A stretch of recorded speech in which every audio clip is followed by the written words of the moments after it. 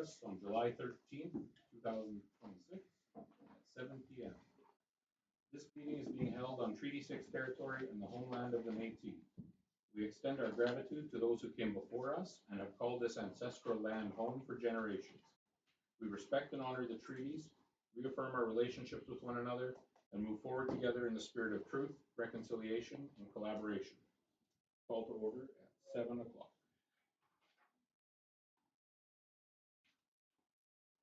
That the agenda for the July 13th, 2026 meeting be approved as amended or presented and attached to form part of the said minutes.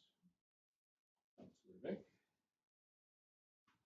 Do you have any additions from administration? Council, any additions? Okay, as amended. All those in favor? That's carried. Declarations for conflict of interest. Anybody see any today? If you come across it later, just let us know. That the minutes of the June 22nd, 2026 regular meeting of council be approved as presented.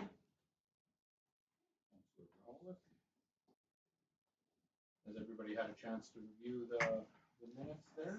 Any errors, omissions? Okay, all those in favor? Carried. We're on to our little bit of a change in order for this meeting. So we're going to do our delegations. That the RCMP report for the month of June 2026 be received and filed. Councillor Stewart.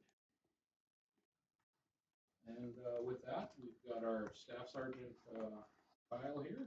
How are you doing tonight? Good. Trying to keep cool. So absolutely. Everybody got the month of June, their report. A little more detailed. I like these a lot better, so hopefully you guys are liking them a little bit better too.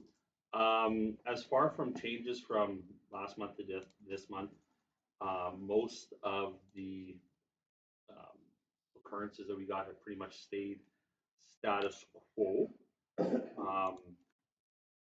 There has been from last June to this June, same time period, about the same. The one we did see a decrease in was property crime. I'm guessing with the warmer temperatures that are coming out, more people walking around and that we're going to see an increase of property offenses. It just goes status quo when the summer hits, the heat hits. So I'm going to have, my guys have been out quite a bit. It's a little bit cooler in the car than it is in the office right now. So guys are out driving around a little bit more, trying to deter the people walking around during the middle of the night, checking door handles, going through yards, that kind of stuff. As far as right now with the fair that's going on right now, I have 2 bodies dedicated on site during fair hours, pending any serious calls for nature where they may have to be redeployed, but dedicated to being on the fairgrounds sporadically. I can't expect them to be out there 9 hours straight in the heat, but they'll be back and forth, and they're dedicated to the fair this year. So I was able to secure an extra 2 bodies for that on top of the bodies I already have to go for calls for service in our area. As you guys, I don't know if you've seen, traffic services will be around Nipawin for the next 3 days. So because of the influx of people, they go where the work is, so you'll be seeing them all around town for the next 3 days. Anywhere from between the hours of 10 in the morning till whenever they are done their shifts. So they work a little longer shifts because they do have to travel. Nothing really notable. One of the big things that caught because of Facebook was the vandalism to the golf course that just happened. 2 youth have been charged regarding that, and there's a 3rd one eventually here will be charged once we locate that person. So yeah, other than that, staffing, I have a new guy starting here another week and a half coming out of LaRange. I got another one coming in. I have 3 members coming out of LaRange over the course of the next couple of weeks or next couple of months. So we'll be seeing an influx of experienced members into our detachment area. We're also still training cadets for other detachments. I have another cadet We're training for another detachment starting here in August and another one at the end of August. So we'll be a little bit surplus with members that we're still training. So you'll see some new faces coming around here in the next few months. Other than that, I don't have much else for you guys, unless you guys have any questions for me that I could answer. Any questions for Kyle today? I'll just maybe make a comment. I was looking through your report, and I know it doesn't tell the whole story. You do have to look at it line by line, but overall, we're seeing there are a lot of lines there where we're seeing some decreases. Yeah, and I hope that it's because of the work we're doing, and it's not just people aren't phoning in. You have to look at it both ways. The numbers sometimes go down because people don't report the crimes, and that's why it's important that we try and get people, even if there's sometimes that we aren't going to be able to do something about it, we still need that information because lots of our staffing resources and how we deploy resources is based on statistics. And so I'm hoping that it's the fine work that we're doing, and it may be a combination of both. Some of the work the guys are doing, and some people just aren't reporting crimes. I still encourage everybody to report, even if they don't think it's important or it's nothing. At least send us a statistic that we can use to say, no, we need more members, or they're reporting, or our solve rate's a little bit better, or what have you. But for the most part, the numbers are going in the right. There's a lot more negatives where it's going down the codes that were negative from last year, which means the crime rate has gone down. So, which is what I like to see. All right. Thank you very much for coming, and I appreciate this board versus our other one. Yeah. I'm not sure how the rest of council feels about this one. This one's a lot more detailed because it's people that actually go to school, and rather than me trying to figure out how to use a program that I'm not still the greatest with. I can enter stuff into it, but pulling the information out of it, still learning. So, excellent. All right. Have a good evening, and You bet. stay safe. Yeah, I might make it yet. Maybe a few races. Yeah. All right. Any other questions just between us, council? All right. All those in favor?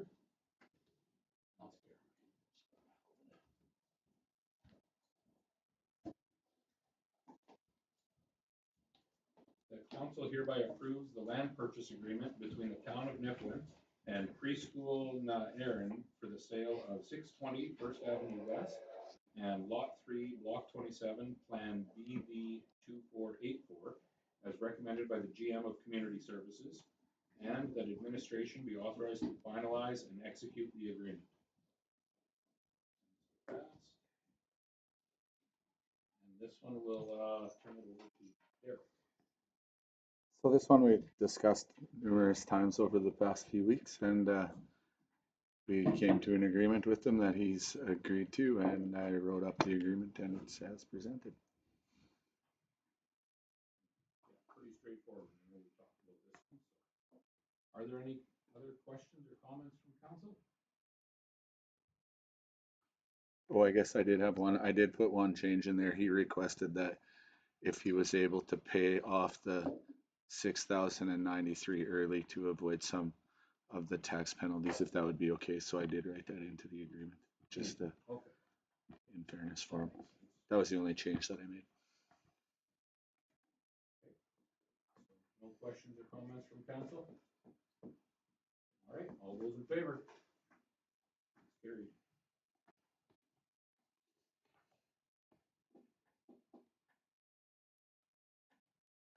That the financial accounts for July 13th, 2026 be approved as presented.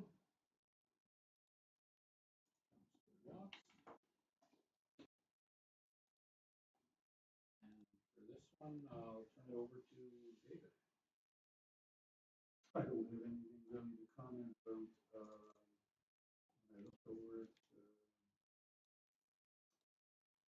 Probably it's just kind of opportune and ironic that the first item in the computer check is 30,000 for fill an ATM machine, which we're going to talk about later today. So,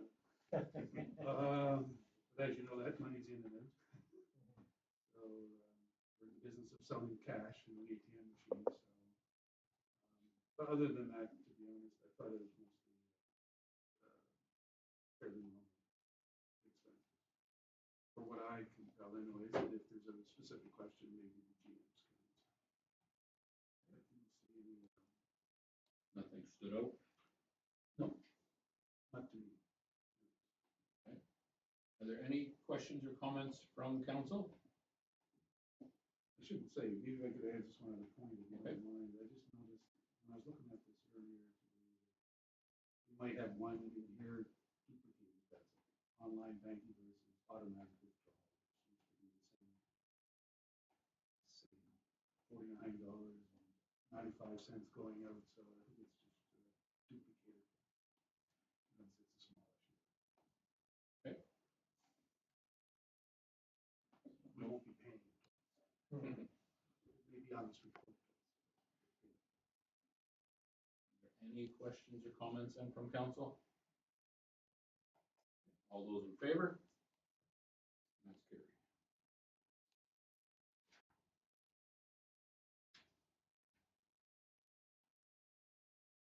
The council hereby approves payment of all accounts to July 31st, 2026. Blair?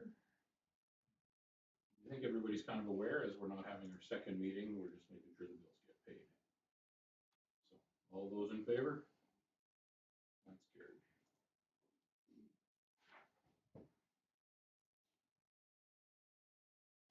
That the financial reports for the first and second quarter be approved as presented. Councilor Stewart.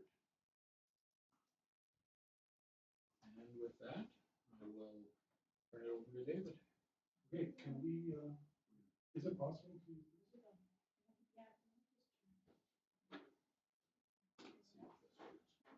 So I'm gonna just put it up here, which is faster than me saying, can someone see this number or that? I'll just. So while we're doing that, I'll just talk a little bit about what I did here for council. For my first financial presentation to you all. Generally speaking, when I used to do this before, it was, I give council a summary of the period compared to budget. It's first quarter, second quarter, we're actually doing 2 quarters tonight, because we're halfway through the year. And then what we do is we have a departmental revenue and expense below, which you saw those. And then below that, there's departmental capital. So we're not going to delve into all that detail tonight, because that's for those who are interested in the detail. But for council, it's really, this is the governance level that where council should be at.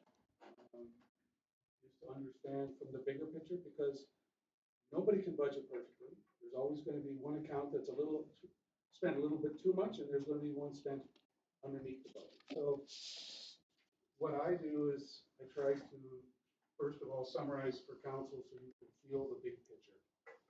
You can feel like when you go home at night tonight, or to go home tonight, you can say, gosh, we're in reasonably good shape, or, oh, we got a lot of work to do. So hopefully I can give you that feeling tonight. And then GMs are all here, of course. Everything below this summary, those other 2 files, dovetails into this summary. So the summary is all that combined together. So basically I build a spreadsheet and I pull it all together.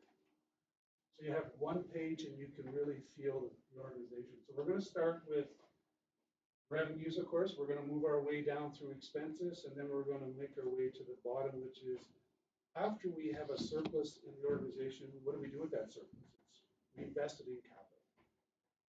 And we'll talk about all 3 of those in this summary here. Okay.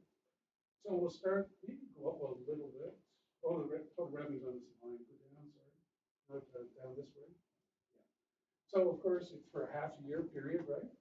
And we're going to start with revenues, and I try to kind of get as close to audit sort of format as I could, but keeping in mind that we do have some departments like Derek's department, community service, doesn't exist in the government financial statement template, but it exists here. So I keep it here for management purposes, to be able to manage people and you to be able to manage a budget.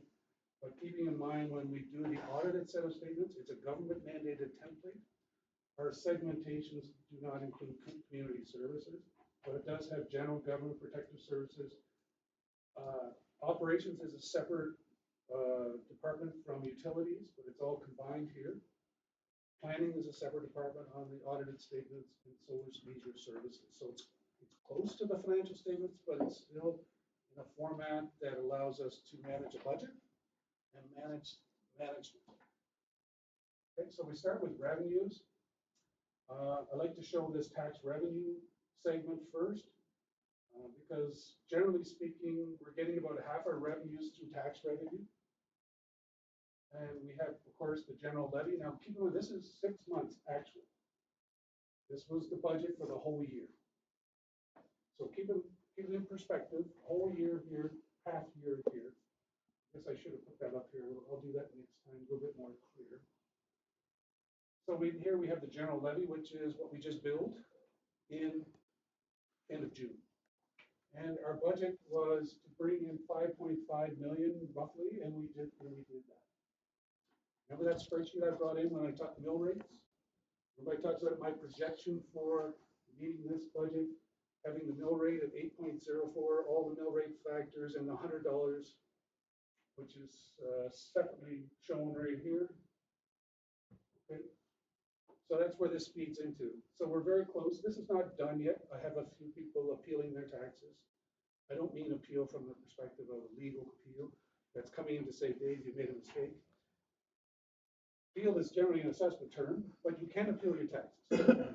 That's a misnomer. You cannot appeal your, you can. You can go to the municipal board or board of revision and appeal your taxes. It's very rare that it ever happens, but there is a possibility.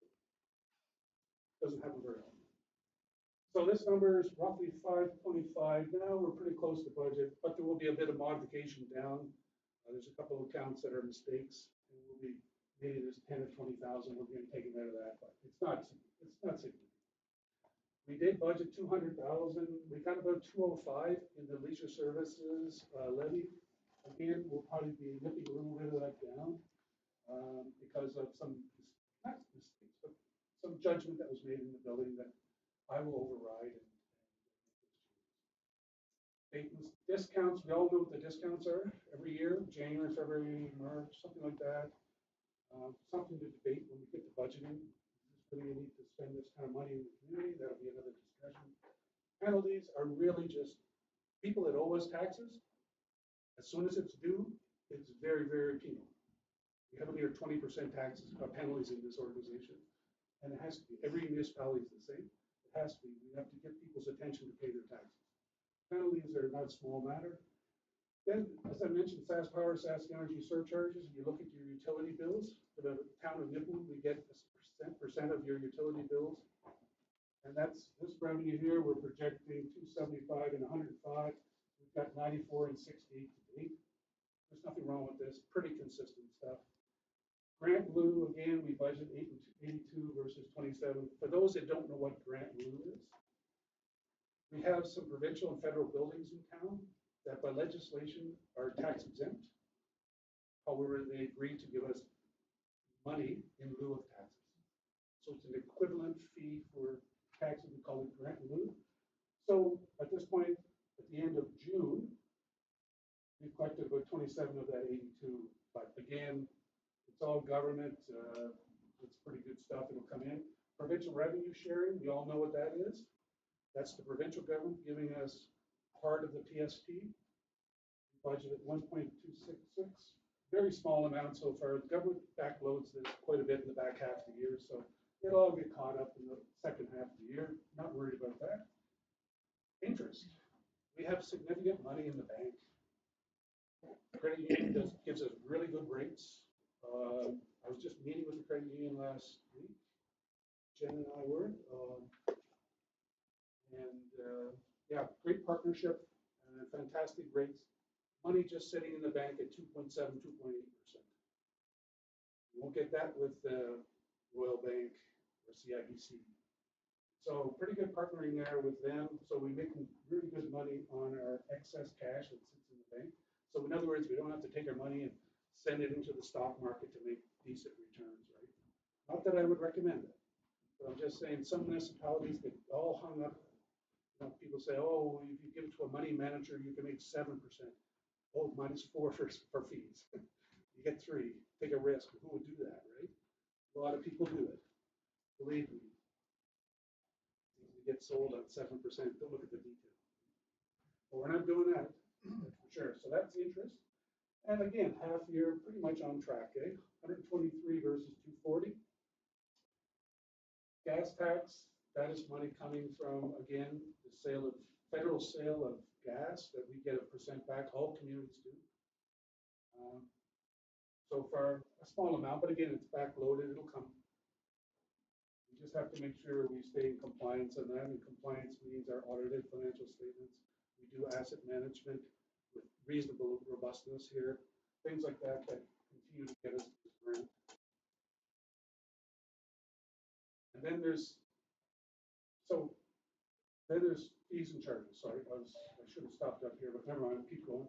Fees and charges that each one of the GMs that are sitting around, they charge, including myself, running the center office here, charges in here, charges in Derek's department, charges in Paul's department, charges in Jamie's department, charges in Jeff's and Chelsea's. For example, the swimming pool, right? This is where the swimming pool goes. Fees and charges that we're collecting ourselves, not money that's coming from governments or taxation. So it all added up to about 8.4 million for half a year. And our budget is 12.6 for the year.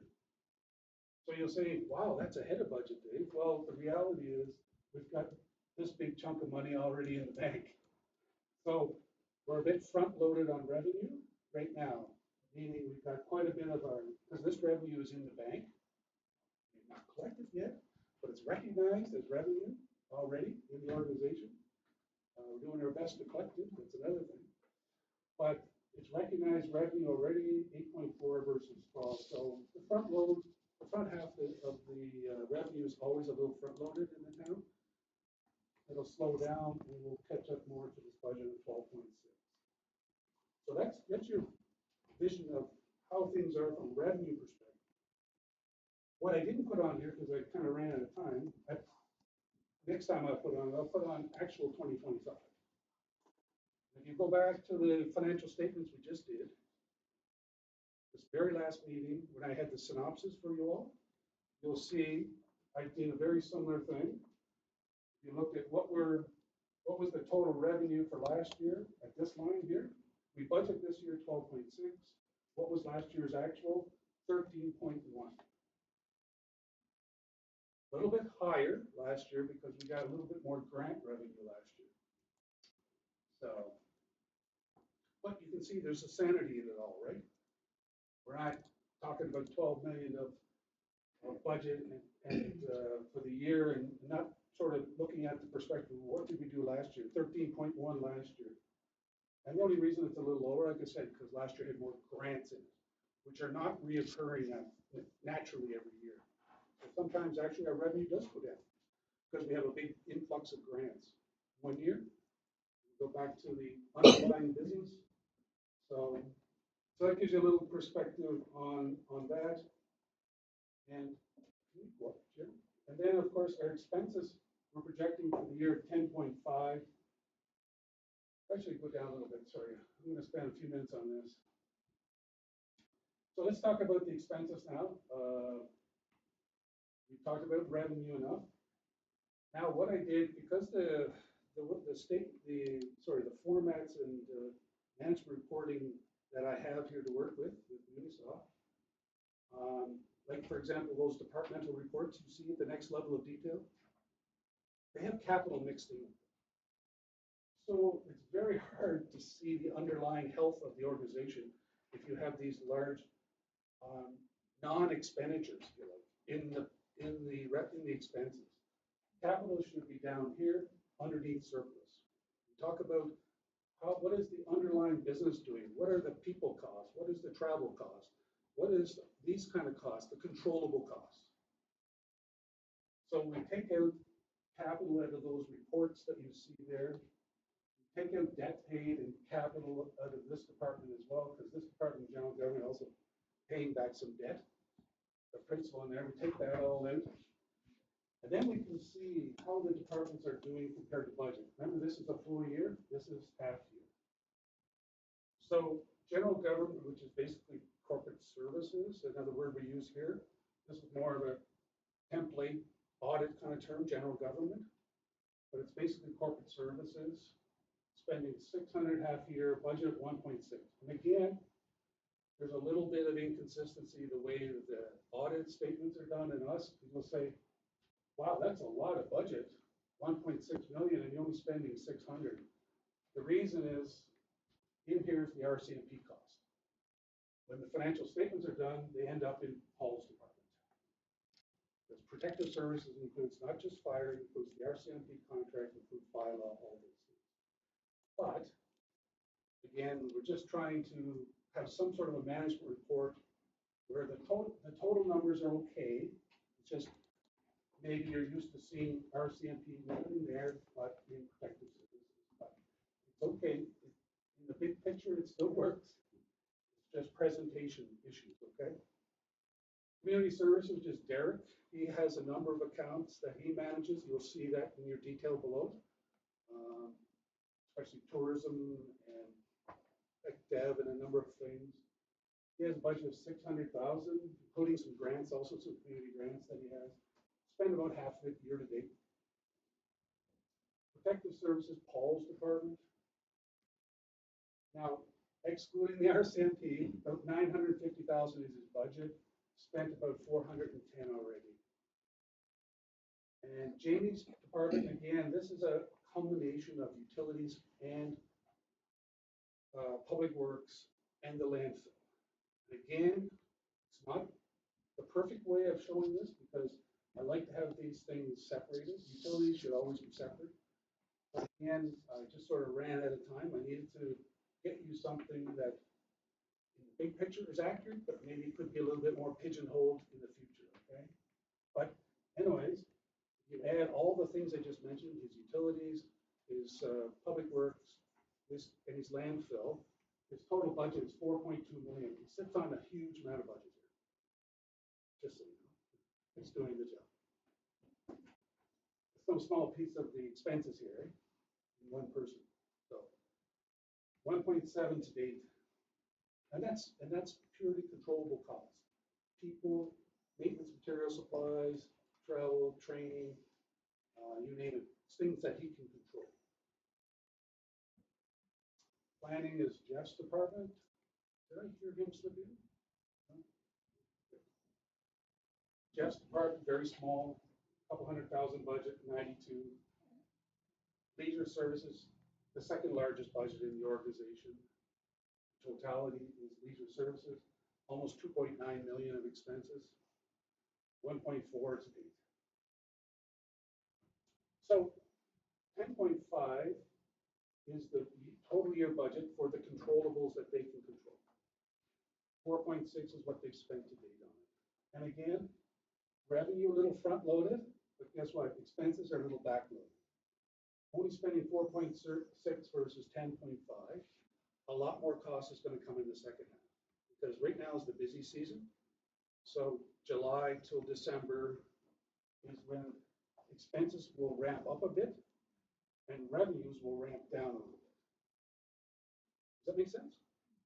We're a little ahead in revenue, we're a little behind in expenses.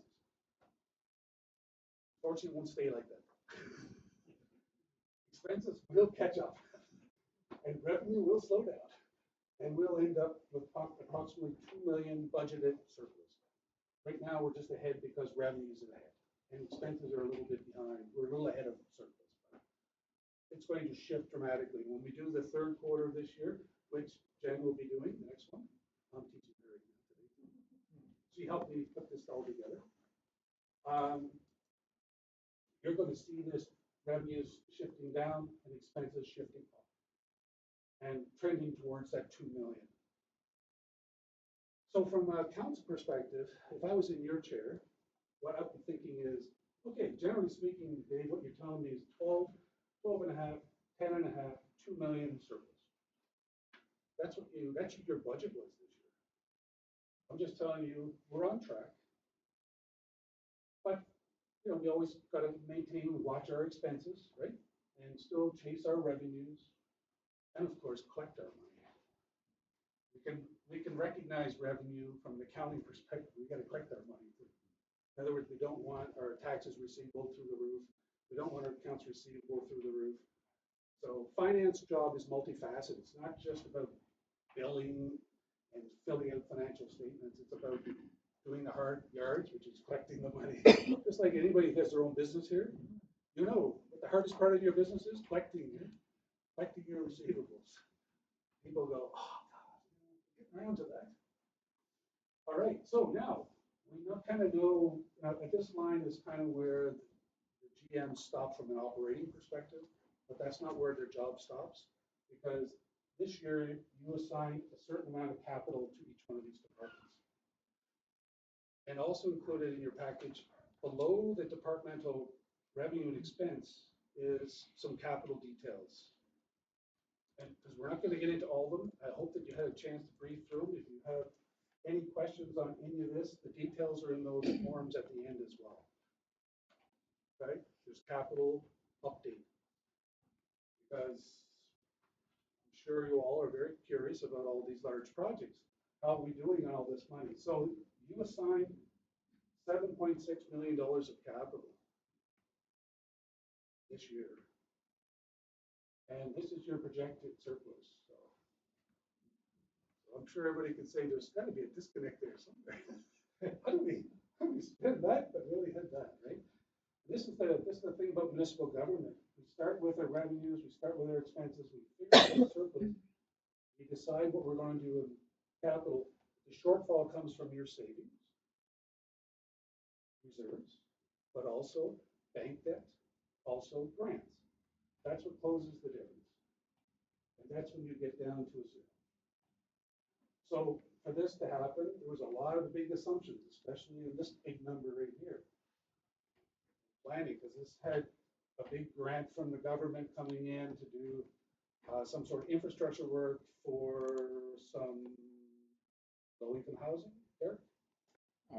One for the lower income housing affordable and one for executive style. So this was managed by the finance department through grant. So as you can see, we can't afford to do that kind of work with our own resources. We have to rely on debt, grants, and our savings in our reserve. So just very quickly, general government, which is the department that Jen manages in the future, which is corporate services basically. There was basically some expense for the doctor's duplex that was to buy the land that we're in the process of buying. There was some dev for 20,000 in here. Dev, just remind me, what was that 20 again? For the long-term care home. Oh, that was again a reserve? Yeah, Just transfer to reserves, yeah. Yep. Handy van, Derek, just summarize. Transfer to reserves for the 10-year machinery to get a new one. Because let me just come back to this idea that, capital is not always just spent, it could be saved as well. So just what you hear Derek say, this money is going to be saved when we actually buy the van, we'll have savings. In government vernacular, it's reserves. It was also reserved for what, the 20,000? Long-term care. Oh, right, okay.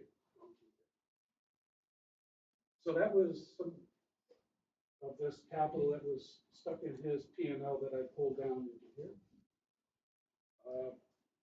Paul, 145,000 of fire assets, roughly speaking. Yes. Summary? So fire hose is the first that you see there, which was 14 whichever. $50,000 is going to reserve for a fire truck.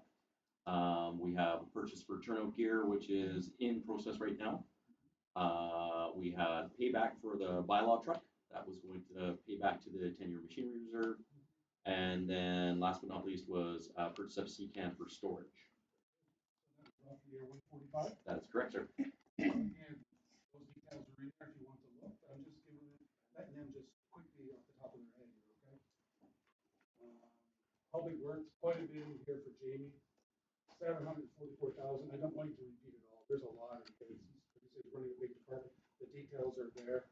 of how things are going. But generally, do you want to say anything about any of them in particular, just very quickly? Not really.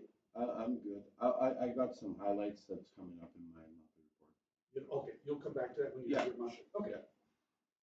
But so anyway, he's working on this, and you can see the details on his report. Landfill, Jamie, 100,000. Yeah, that just goes to reserves for future cell replacement. Okay. Utilities, 345. There's a lot in there. Yeah. So I won't get into the water treatment plant, another 100,000.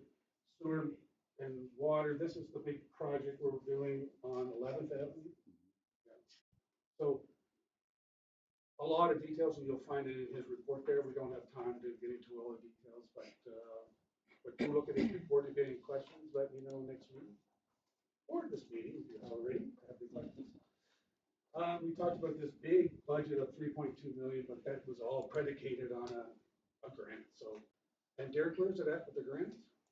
The one in the executive style was denied, and the other one is still ongoing. They've only handed out to Saskatoon and Regina. Okay. So anyway, so you know, we're not funding it, even our portion without a federal grant, a provincial grant. So it's in there under the conditions, right? Arena, now we're jumping into Chelsea's department. It's also a lot. We don't want to spend all day here, but there's a lot of capital for arena, parks, playfields, the pool. Of course, the big one being Evergreen, almost 780,000 this year. Want to say anything just quickly? Quickly, the Evergreen Center, there will be some reports coming to council here, hopefully in August, about proceeding with some of that project. So hopefully I should have that information to you for that, which is the boiler and water heater replacements. The other one would be Ball Diamond relocation hasn't moved forward as of yet.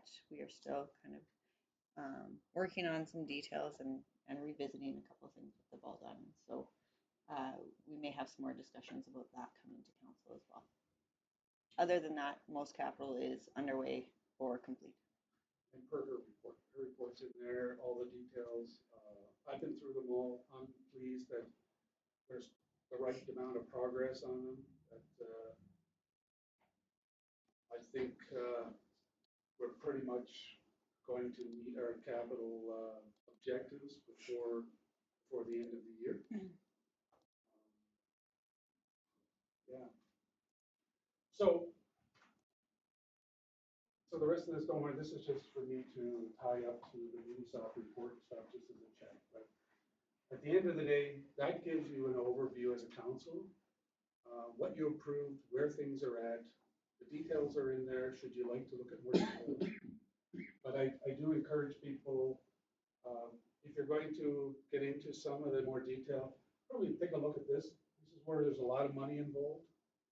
Have a look at those in there. If you have any questions for the next meeting, by all means, you can always look at some of the operating expenses. But again, there'll always be a little over here, a little under there, but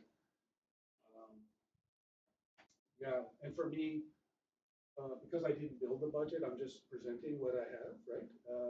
But next year I will be a lot more across all the numbers, better than I am even now, after only being 4 months. But generally, as a finance professional, I'll tell you, you're not in bad shape. And if I think about the balance sheet of the organization, liquidity is very good. In fact, the bank came in the other day and asked me, you know, what's the future? I said, at this point, we don't have a need for debt. But as we talk in council over the next couple of years on budget, who knows? You have a debt limit of about $9 million in this community. That means the provincial government mandates a limit for every community. And for Nipawin, it's just over $9 million. And we're under $1 million right now. So you have firepower, but you got to use it wisely. You have some reserves, about $4 to $5 million of money for money put aside for projects like Paul was mentioning, fire trucks, and Derek mentioned handy vans and contribution to a care home, was it? things like that. We have reserves for that, and the money's in the bank for all that. But that's about 4 to 5 million of resources we have. We have debt, and working capital is very good in the organization. So right now, I think we have a healthy little town. Managers are doing a good job keeping the expenses in control. I don't see why you won't have at least 2 million in surplus at the end of the year. As you can appreciate, we'll not be we'll not be burning cash flow, meaning we won't be spending beyond our needs. So if it's not in reserve, or it's not this surplus, we're not spending it. Or I don't get a grant, we don't spend it.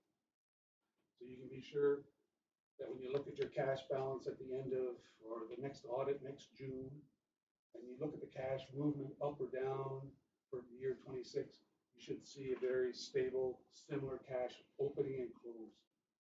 That's what you want to see as a council. You want to see, make sure cash is not burning down. If it's burning down, then your budget's not balancing, right? You're burning cash, meaning you're spending, whether it's operating or capital, more than you brought in, and you don't have these third-party resources that are filling the gap. So where does it come off? It comes into your bank account. We would have spent that $3 million without that grant.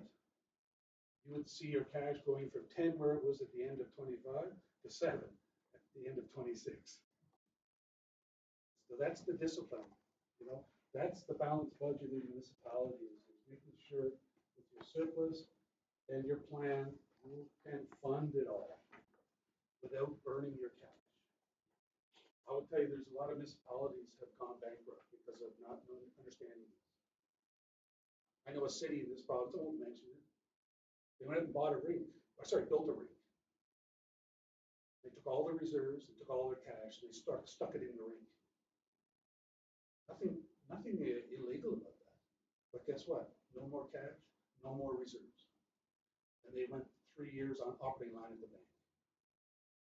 And now they're just barely out of operating line. So managing liquidity is very important. And watching your cash balance at the end of the year, never invest beyond your means in municipal government. Ever.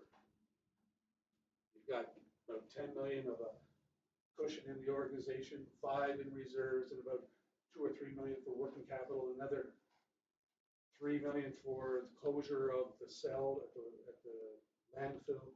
So you can fund all your liabilities. And you're funding your operations. You can spend within $2 million or so every year, or save and spend combination. You can live within your means. You don't have to go out and spend $3 million a year or $4 million a year. But unfortunately, your depreciation, if you remember in the last statement, was almost $3 million. So that's an interesting issue, right? Producing about 2 million, but you're wearing out about 3 million a year. So that's an interesting. How do we close that gap, right? Doesn't mean we go out and tax everybody to death. It just means that we have to, we can't go out and spend 1 million a year in capital, right? Or we can't just spend maybe even 2 and never raise taxes again. That's the reality. Is the town is wearing out, at a certain speed, just like trucks, just like these computers, just like this building, and we've got to be investing at a reasonable pace to keep up with it. All right? Does that help everybody? That's what you'll get every quarter from me. The details if you want it, the summary level where I suggest you as counselors kind of focus to make sure you feel comfortable with revenue numbers against budget and expenses against budget. And it's my job to make sure down below, if things are a little way over here, way under there, the next time we do a budget to tighten that up. That's all. Any questions? I stumped y'all? No. Can you get the light, somebody? I like the idea of the language around the surplus instead of just capital. I like the way that's laid out a lot better. This is understandable. Yeah. Because if it's all mixed in with your operating expenses, how would you ever judge anybody? Because you'll have wacky numbers, right? And you'll need to, that's why. You just look at financial statements, cross your eyes and hope they. Liz might be able to. No, you did a good job. So I think the next budget, what will be, this will be simple the next year, when we do budget, because I won't have capital mixed in with operating expenses. I won't have to do that, subtraction. And so we, just one step we won't have to do. And, but the reality is, governing a municipality is down to these simple things to think about. Think about the revenues. Think about the controllable expenses. Cash going out every day for people, for travel, for maintenance, materials, supplies, contractors, all that. And you say, what do we have left at the end of the day that's already built into our level of taxation, right? We're already taxing people 5.5 million plus 200 more, 5.7, plus utility fees. That's what people are paying in the town of Nipawin, right? And then we have these other self-earning fees on top of all that. And some provincial grants like revenue sharing. It all adds up to that 12 million and change. But that's what gets you approximately 2 million. Now, if you never, and I'm not a big fan of big taxes because I got to pay them too.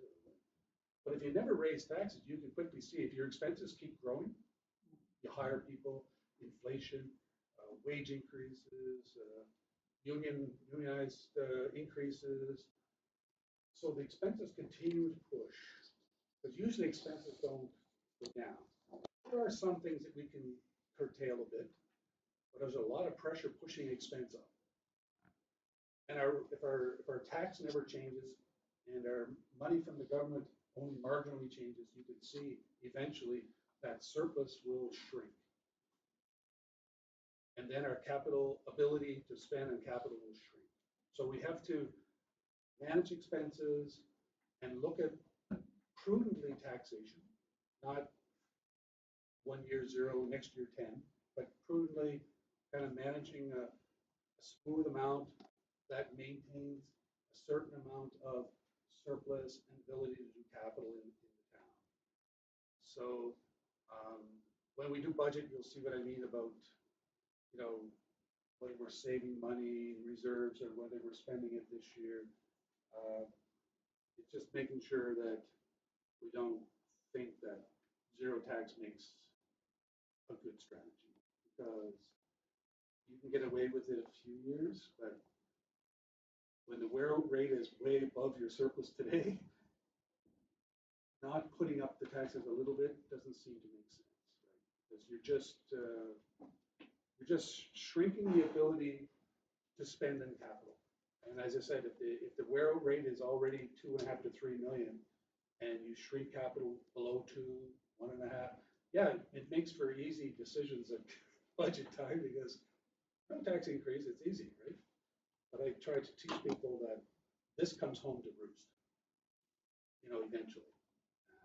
And I don't say that we have to spend. I'm just saying we have to be prepared to spend. If we see the need, we need to be prepared, because we're leaving the town in a better place for the next generation too.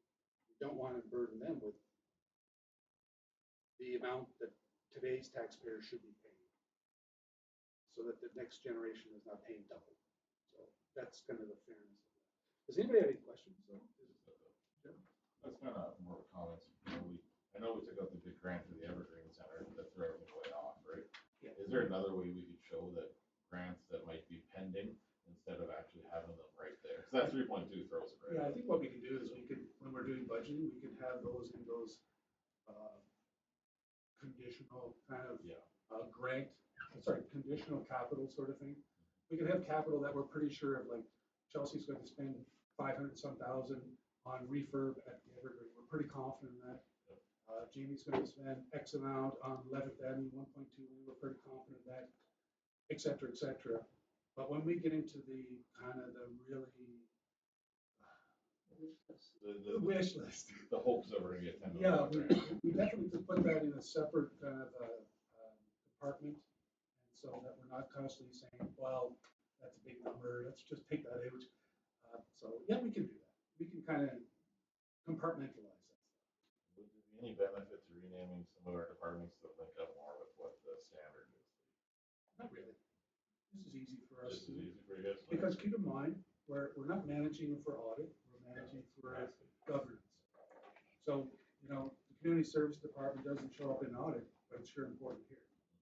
So it just means when the auditor does the audit, they take part of Derek's and they put it into Chelsea's department, they put some of it into corporate services department, and they're putting it back into their pigeonholes. But to be honest, to you as governance people, you don't need that. What you do need to understand when we get to year-end statements, like, again, how do they compare, right? Dave's been showing us this, how does it compare? And that's my job, is to bridge that. Like I did in the last meeting, I gave you a bridge between their statements and something very similar to this. So I'll do the same thing again. So, but for sure, we don't run the business based on audit from a governance perspective. Yes, we care about audit from doing things right, having good double checks in our county department, and not having any kind of qualified audits, but we definitely need to manage. I remember there were times when the audit came out, and every time I saw the Well, if you only get one report a year, that's how you see. Or you get branches. So hopefully now you'll see this every quarter. You'll have a feeling where we're at. And like I said, the detail are there. We're not no way hiding the detail. So you can always ask questions tonight, tomorrow, or the next meeting. It doesn't matter. We're going to be doing this again in October for the first 3 quarters. And at the same time, we're going to be doing budget. So it's going to be very useful too, because you're going to be kind of getting a feel of what we did this year. So when you do budgeting, it makes it a lot easier. You're just thinking, geez, why is all of a sudden leisure services expenses, we're expecting this year to spend this and it's way over here. You know, so perspective on where you are, not just compared to a budget, is also important. Because a lot of times in municipal government, if you don't do this type of exercise, all you're doing is comparing last budget to this budget. But you don't have a feel of, well, what are we spending though? Are we way under or way over? Why are we budgeting this, right? So the actual spend is important. It's not just last year's budget was this year's budget's that. You need to know how are we doing against budget, right? So you can say that's part of budget analyzing, right? It's last year's budget, this year's actual, next year's budget, all these things, right, that go into making good decisions. And the more you know about this, the easier budgeting is, to be honest. We follow a very similar format to what you're going to see here. We're going to follow that format for those departments. And we're going to analyze all that, and I'm going to summarize, and you're going to see the summary of all these departments. Dave looks like what? Okay. And what does that mean for surplus? And what does that mean for the capital? You have to raise taxes. How much do you think? Oh, that's too much. Let's take a look at capital. Do we need all that? Or is operating expenses too high? Or are revenue not, no, let's say revenue is too conservative, right? So everything is important. We look at the revenue, we look at the expenses, we look at the capital, then we look at taxation. Say, are you comfortable with all this? And that allows the mayor then to explain really well to the public, oh, we're raising taxes 4%, and he can really hone in, why. He can say, well, because we're hiring a new position, or we're taking on a bit more capital, or, you know, whatever the case may be that is a little different than the prior year. Yeah. So I'd like to see sorry. that the financials are managing expectations, because that's really what we're looking at. We expect to be here. And you're in the governor's role. You want to make sure that, you know, everything's within the goalpost. You know that operationally, that's my job, is to watch the little details, but you want to make sure when we get to year end, there's no big surprises. Isn't that that's exactly what nobody wants, is surprises. Because now is the time, if we had a big revenue problem, if I foresaw a big revenue problem, let me give you a real life example. About 7 or 8 years ago, in another municipality I worked in, the government decided in their wisdom that they weren't doing any more of that surcharges. That SAS Power, I don't know if anybody's around when you remember that, but 7 years ago, remember there was, can you put that back up again? I'm gonna show you here. This is a real life example. Yeah. I was the finance director of that city, and I will tell you, this here surcharges, it was right after the provincial government that year launched their budget. They said, this revenue from the Crown Corps does not have to be paid anymore. And they told us about 7 years ago, about April. Budget's already done. You imagine for the town of Nipawin if someone said, there's 380,000 of revenue not coming. That's just a lot of money. And so it's our, so we manage these sort of bumps on the road, right? And then we say, okay, we've got to take 380,000 of operating expenses or capital out to balance the zero. So that's a real life situation. And you can imagine if you're not getting quarterly reports, where would you start? Everybody's in the dark, right? Yeah, what are we gonna do, Dave? Well, I'll just go in my office and figure something out and throw it like spaghetti on the wall. No, we should be able to see where our opportunities are, list our capital and say, okay, we gotta take 380 in, we gotta do it right now. Because if you don't, you're gonna run a deficit budget and you're gonna burn your cash. Cash just gonna go down. So that's a real life example of why we do reporting. You as leaders and people in governance can feel that the organization is in a good place or it's not in a good place, and direct me to make change. And you do that every quarter, then you get into budgeting. What I find is that the councils that I used to do this with, they get very, very educated on the numbers of the place. Numbers start sticking in their head. A couple million, that's what we're working with, without raising taxes. But keeping in mind our expenses are ever pushing up. It won't last forever if we don't keep our revenues as well. So that's it. Thank you very much, everyone. And, if you have any questions after, you can also email me. If you think that it's a little bit too much and you need some more clarification, let me know. That's awesome. Generally, do you think you have something you brought something away and be able to understand things? Because one of the hardest things about technical people is talking in different languages. Right? I try to speak, try to teach in a way that the average person can really just, I get it, right? This is money in. Just like your own personal life, right? We bring in our salaries or whatever, and our dividends, and we have a personal expenses, and then we have to do the roof in the house, right? It's the same idea. We live along. It's kind of the same idea, right? Or I need a new truck. That's where the capital comes in, right? So we're just a bigger kind of version of all that. Sir, thank you, Worship. That's all I take from my presentation. Are there any questions or comments right now on that? Okay, I'm actually going to talk a little bit more in depth on our council portion of the budget. Oh, I'm sorry. Yeah, Can we that's all put it right. back up? We can quickly. Sure. Can you, Jim? I forgot to stop at council's accounts here, sorry. Yeah. It's in that the second one, yeah. Yeah, departmental. There we go. Pump it up a little bit. Make it a bit bigger. There's three accounts that council has direct control over, and I want to show you.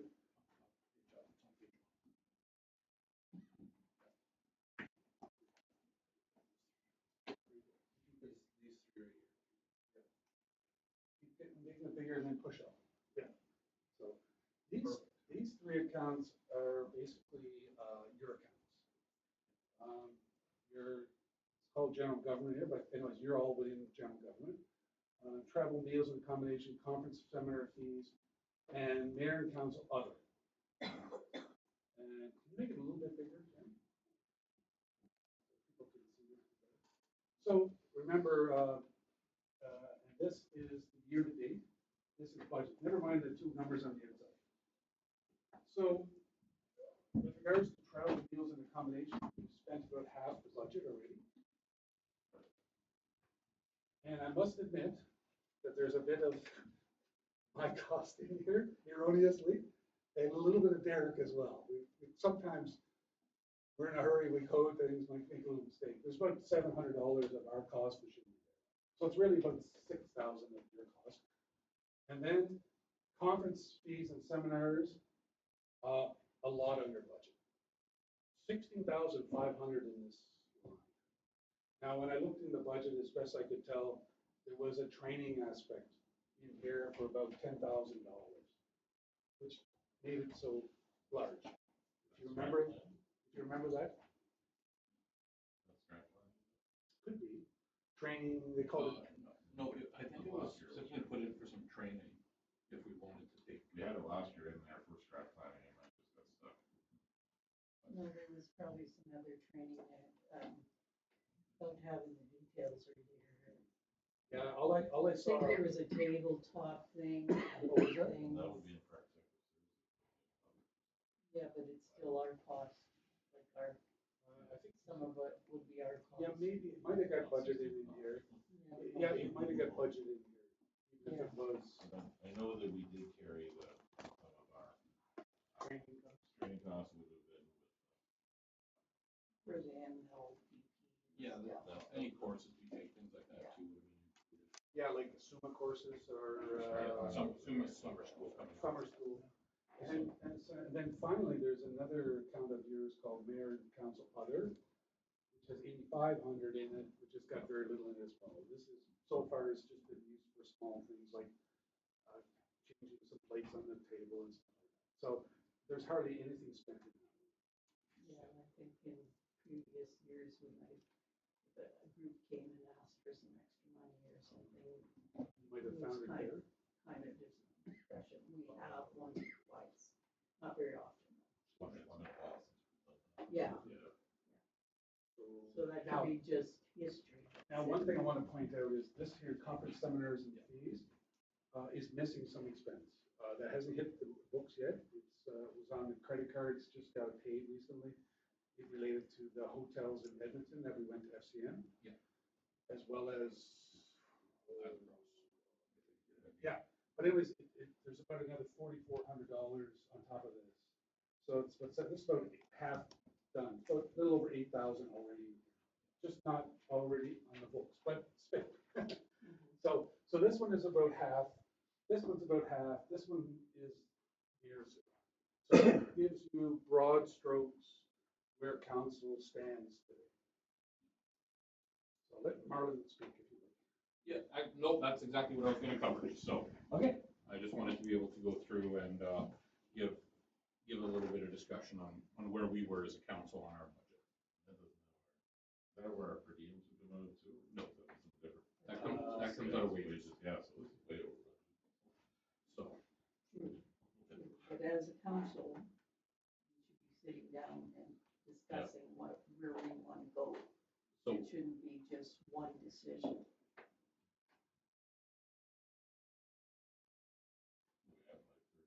yeah, so a lot of these numbers do come up, with, SUMA, for example. We budget for all 7 of us to be able to attend SUMA, just in case we are all able to attend SUMA. Right, so there's things like that. in there. A little bit of history on all those three would be good too. I don't think we're anywhere near 37,000 a year.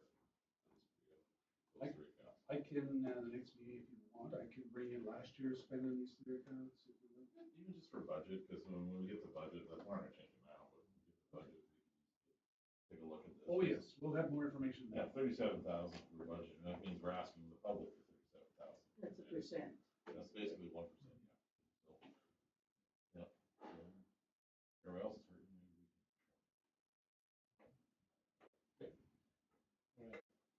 So let's. Thank you, Barrett. Right. There we go. Like 50%. There's 1% right there. Come on. Gotta see. They're on, aren't they?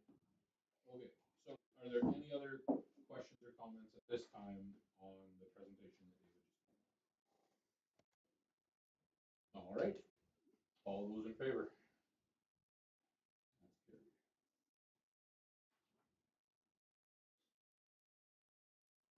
That the reports of senior administrative officials recorded as items 8.1 to 8.2.5 be received and filed. Councillor Waller. All those in favor? It's carried. You should just shut your thing off. That the, well, you want to turn it off.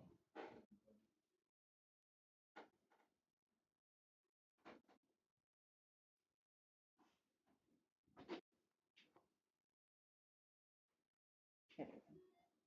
There we go. That should help. That the department monthly reports be received and filed. Councillor Blair. And with that, we will start with operations and engineering, and Jamie. Yeah, so, report is just kind of the day-to-days, but, it's been actually really busy, last 10 days.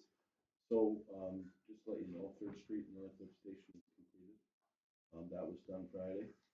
We had some challenges, installing the new pump. It was much bigger than the other one. But I will talk about that in, just a little farther down. 11th Avenue, we met with them last Friday, GB and Catterall and Wright. That's going to start this week. They're going to start bringing equipment in and getting ready. So that's starting. The landfill, we had an audit, 3 EPOs from the government of Saskatchewan come and audited our landfill last Thursday. I will say that we got some very high rankings of the landfill in Saskatchewan. They said it was like one of the top landfills in Saskatchewan. So for cleanliness and operated, and they were very extremely happy. But they'll be writing a letter to for me to share with council once that is done. Our mechanic resigned about a week and a half ago. But we already have one coming in. Previously worked for the town for 5 years, so we're in really good shape when it comes to that. So he starts next Monday. That's really all I have. Thank you, Jamie. Yep.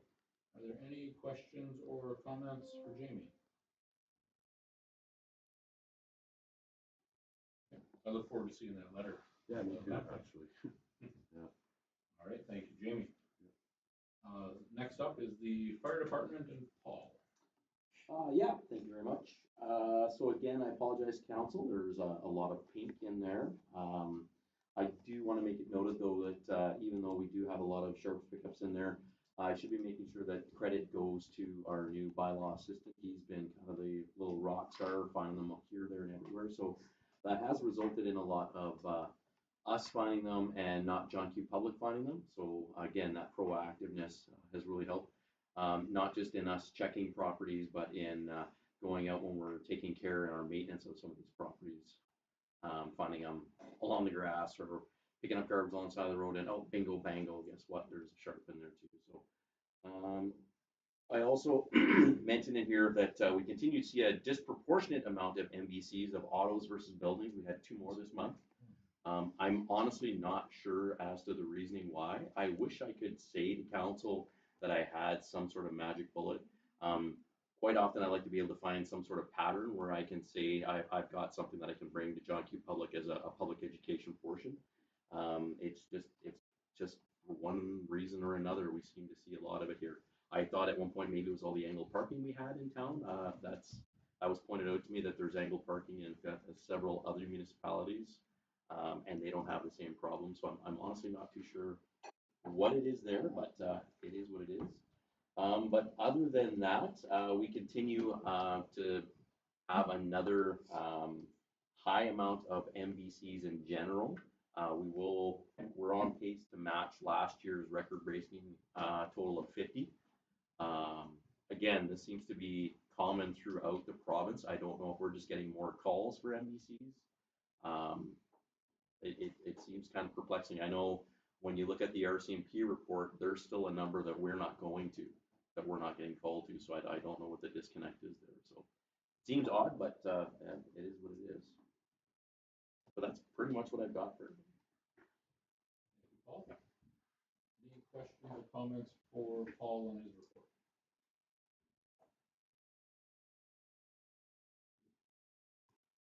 Sir? Well, I just would like to highlight, I thought I was gonna talk next after my report, the ICIP part of it, Oh, I'm sorry. letter of completion. No, No, it's right there. underneath my I report. Oh, sorry. I'm sorry, Jamie. Yeah, so the ISIP grant, the letter. No, make them wait until we go all the way around. Yeah. We'll give you a break between your next report, Paul. Yeah. Are you? Yeah, he was out with that one. He'll do bylaw next. Okay. We'll give him a break. Have some. Okay, go ahead, Jamie, on that. Yeah, so this is just a completion letter. We're getting a final payment of $118,718. That was not budgeted in this year's budget, so that's extra cash coming our way. So we spent a total of we received a total of $2,594,806 from the government, federal and provincial. So everything at our landfill costs us 30 cents on the dollar that we've done in the last couple of years. So I tried to spend right down to the last penny to get it. Yeah, everything. The building was included, all the electrical, the scale, everything. Like the stairs, the skirting, the insulation on the building, everything. So we spent very close to that, so I just wanted to let you know. That's excellent news, Jamie. Yeah, good job working on that. All right. Sorry about missing that. No, no problem. Good news. Yeah. So now we'll go to bylaw, and that's Paul again.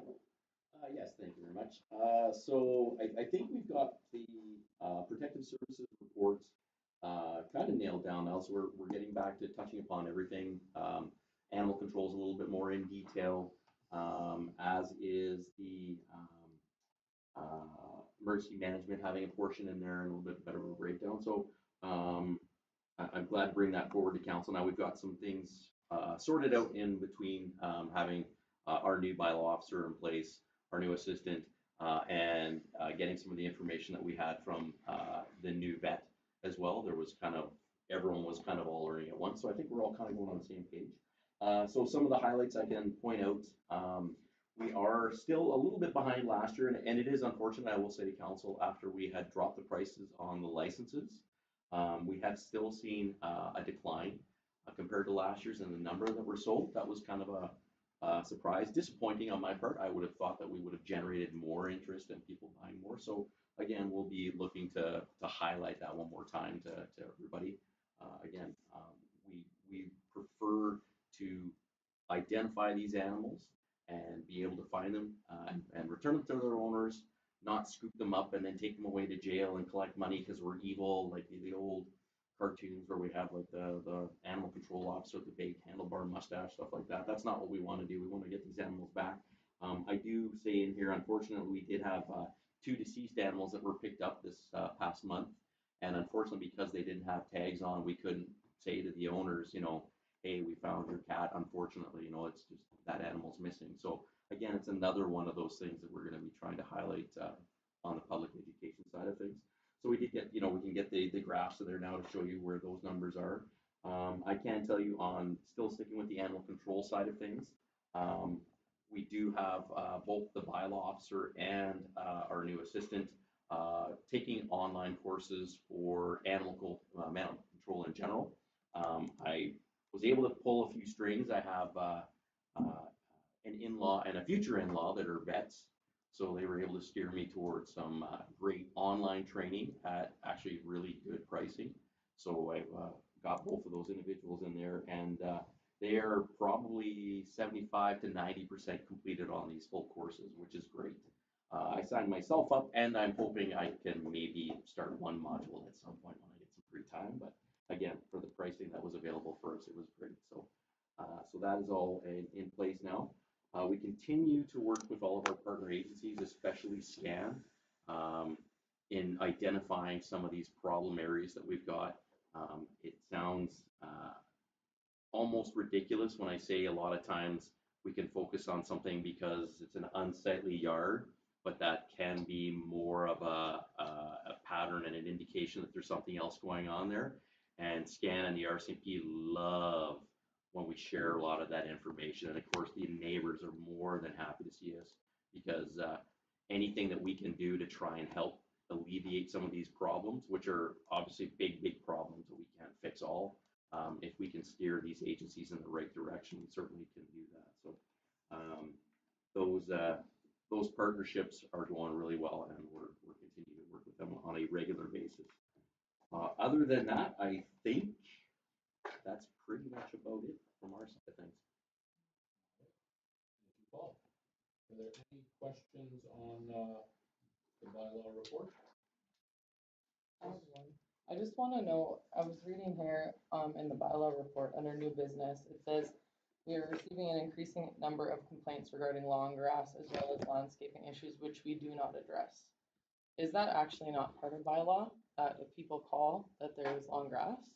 Yeah, I'm not entirely sure that that reads correctly. I think what it should have said was there was idea of landscaping issues, which probably should have been highlighted. So trees that are growing from one neighbor over top of another one. The long grass, 100%. If your next door neighbor has got long grass and that's causing a thing, yeah. Okay, because I just read it and it had Yeah, long grass, no, and yeah, I thought, and I think you are that is correct. actually something that they can complain to bylaw about. So I just Yeah. wanted to confirm that. I think maybe when the comma was put in there or something in the grammatical area where it's got the few landscaping issues which we do not address, and it's that little portion that should be its own thing. So Okay. that is a very common thing. We do get that. This neighbor's leaves, they're all falling onto my yard, do something about it. That's actually not, we don't. That's a neighbor dispute, That's but exactly. long grass is 100%. something. Okay, just confirming. What about hedges growing into, say, sidewalks? That is ours, 100%. Again, I know we've had issues with that in the past. Yeah, again, a lot of times just a simple knock on the door can fix that problem. And that's what we usually defer to. I do know of one that I saw this past weekend where it was actually being taken care of, so that was kind of nice to see. So, and I don't even think we even had to do a door knock. Any other questions or comments for Paul on this one? All right, all those in favor? That's carried.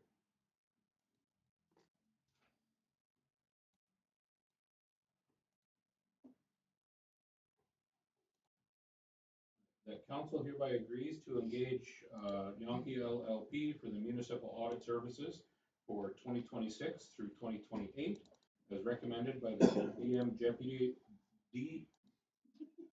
Deputy GM of Community Services. Oh boy. And that in the interest of continuity, waive the requirement for 3 quotes in this instance. Councillor Stewart. And I'm pretty happy to say for the first time, I'm going to be calling on Jen for a report. Your Worship, presenting a report. Just to give you a little background, we have had Yonke as our municipal auditor since 2017. And we have had a bit of turnover in the financial department as of late. So in the interest of continuity, we were wanting to rehire them again as our auditor for the next 3 years. And since there are fewer auditors or accountants with comprehensive license for doing audits, it's been harder and harder to find auditors.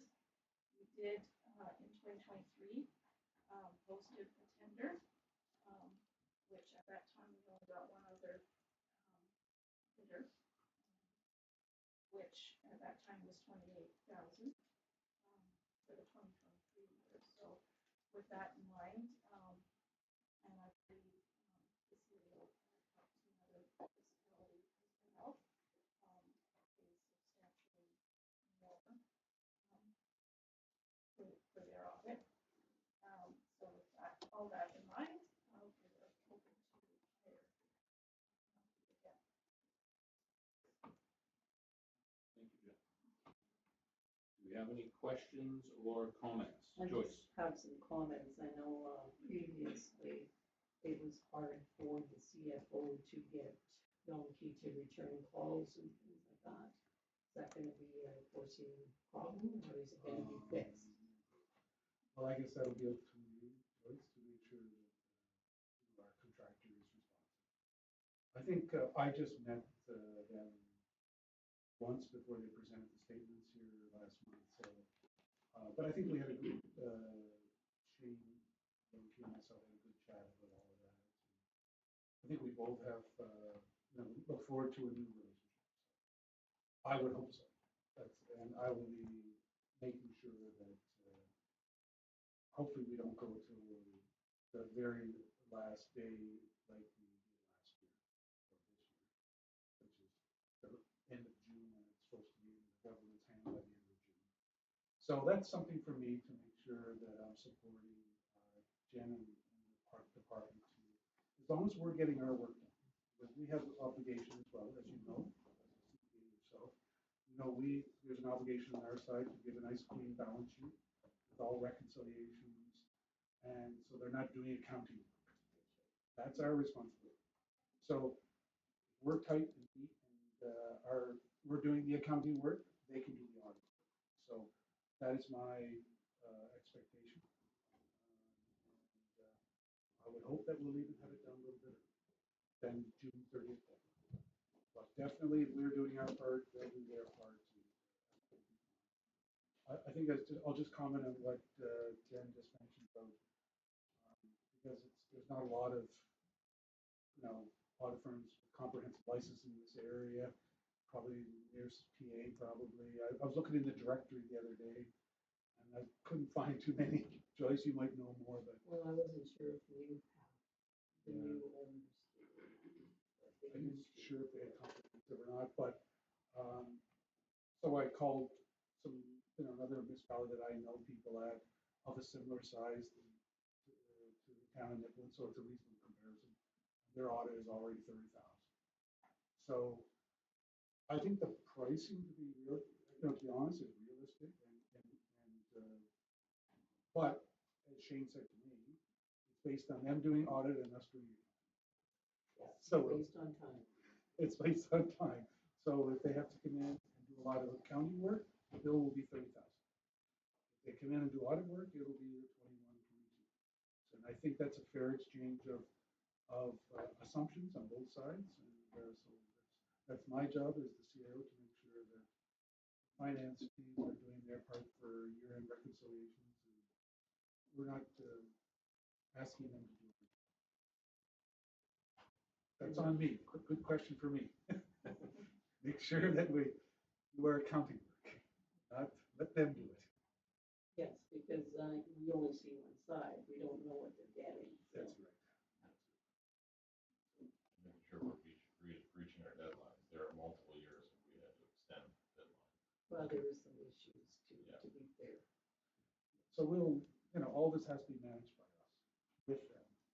Of course, they can't just wait to the last minute either. But, so it's a relationship, and I think that will be manageable. Les, you have a question? I'm just curious, is this our proposal to them? This is their proposal. Their proposal, that's something. Are there any other questions or comments?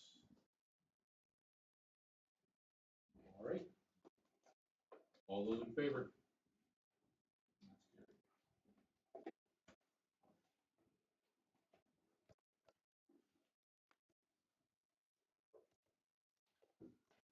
The council hereby approve the temporary closure of Second Street East from the intersection of First Avenue East to the rear alley on Sunday, September 6, 2026, from 3 p.m. to 7 p.m. to accommodate a community church service involving multiple local congregations as recommended by the GM of Leisure Services. Councilor Vic. And we will turn it over to Chelsea. Thank you. This is just a street closure request from the Apostolic Church, but it will include multiple congregations as mentioned. Excellent. Are there any questions or comments? Like she said, it's pretty straightforward. Okay, all those in favor? That one's carried.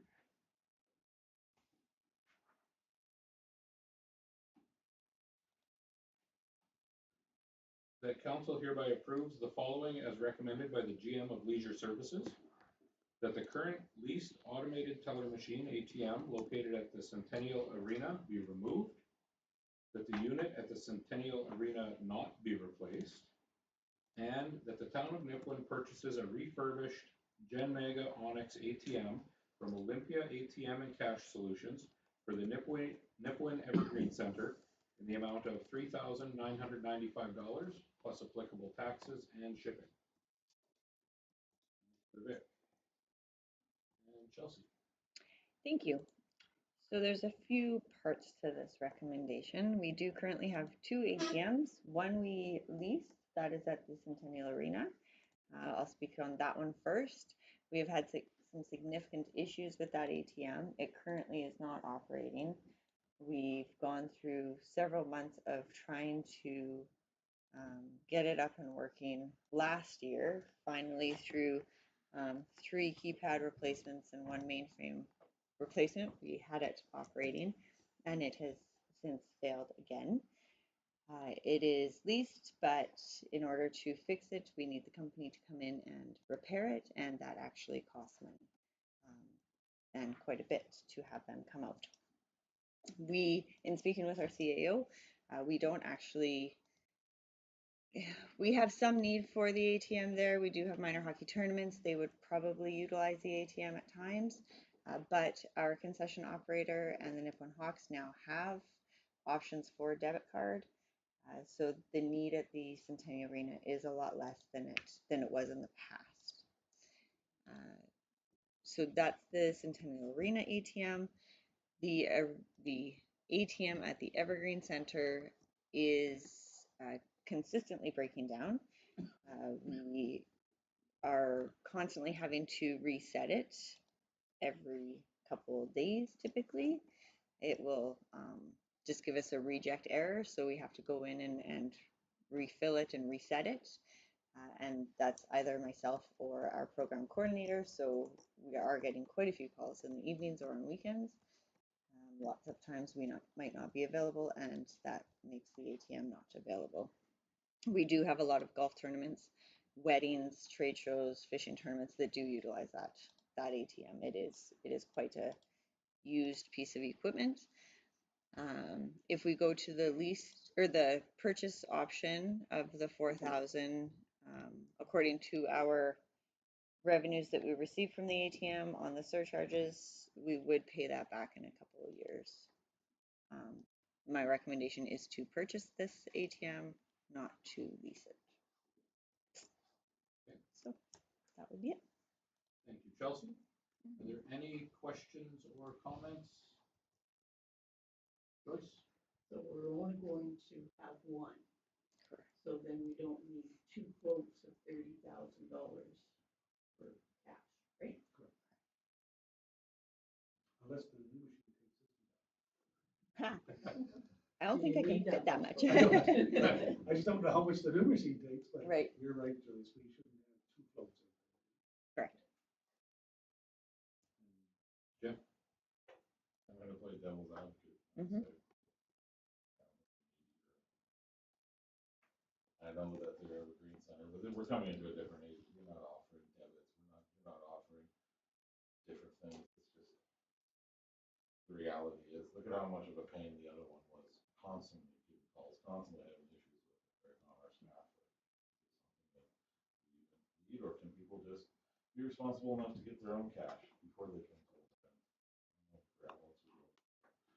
That'd be my thoughts. And there'll be some grumpy people for a while, but they'll adapt. My biggest concern would be our weddings that we have, and they typically are a cash bar. So we might get a lot of feedback from that, I think. But yeah, I understand. I can see where Jeff is coming from for Yeah, sure. Like, yeah, for sure I can. you know, Mhm. it is less and less common that people are using cash. Mhm. But I still see the benefit myself. So, Les, you have, Yeah, I somewhat agree that it's gonna go by the way of the payphone, but Mhm. maybe it's not quite there yet. If we can pay for it in a couple of years and then it doesn't cost us anything after the first 2 years, and it's there. It's needed, I guess. Perhaps it's a gradual phase out. Yeah. yeah, that might give us some time to educate people who are using. Maybe we can start gathering some data Mhm. between now and the next replacement machine to see exactly how people feel about moving away from it. There's so many options even for cash bars or for weddings that you can have just off your own phone. To be able to provide that, there's some options like that. The world's digital now. I love cash too. I like dealing with cash and things like that. Again, people can be responsible enough to get their own cash before coming to events. The one at the arena, I was actually more worried for because like you're saying that they're going to cashless for a lot of things. Mhm. That makes perfect sense. I understand where the cash bar is coming from. Mhm. Maybe if you spent all your money, If there was a VLT machine next beside it, it might be different. yeah, exactly.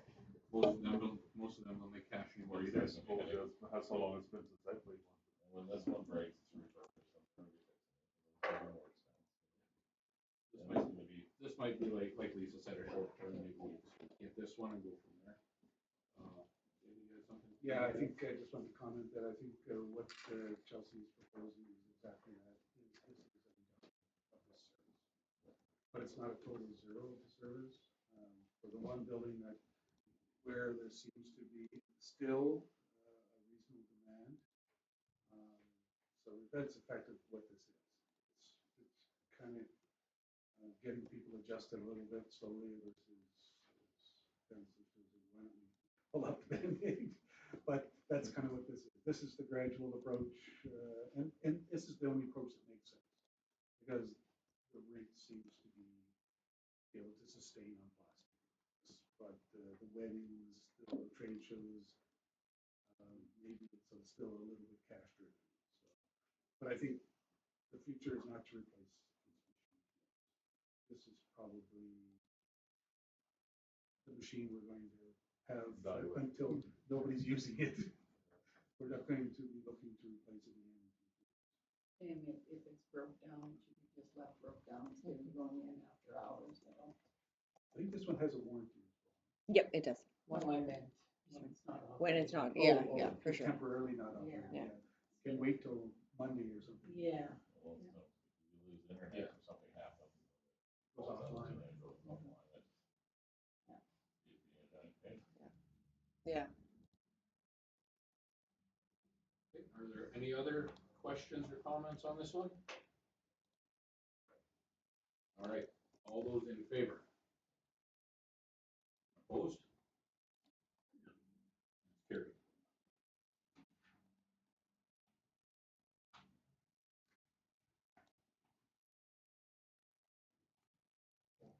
This is a long one, guys, so bear with me.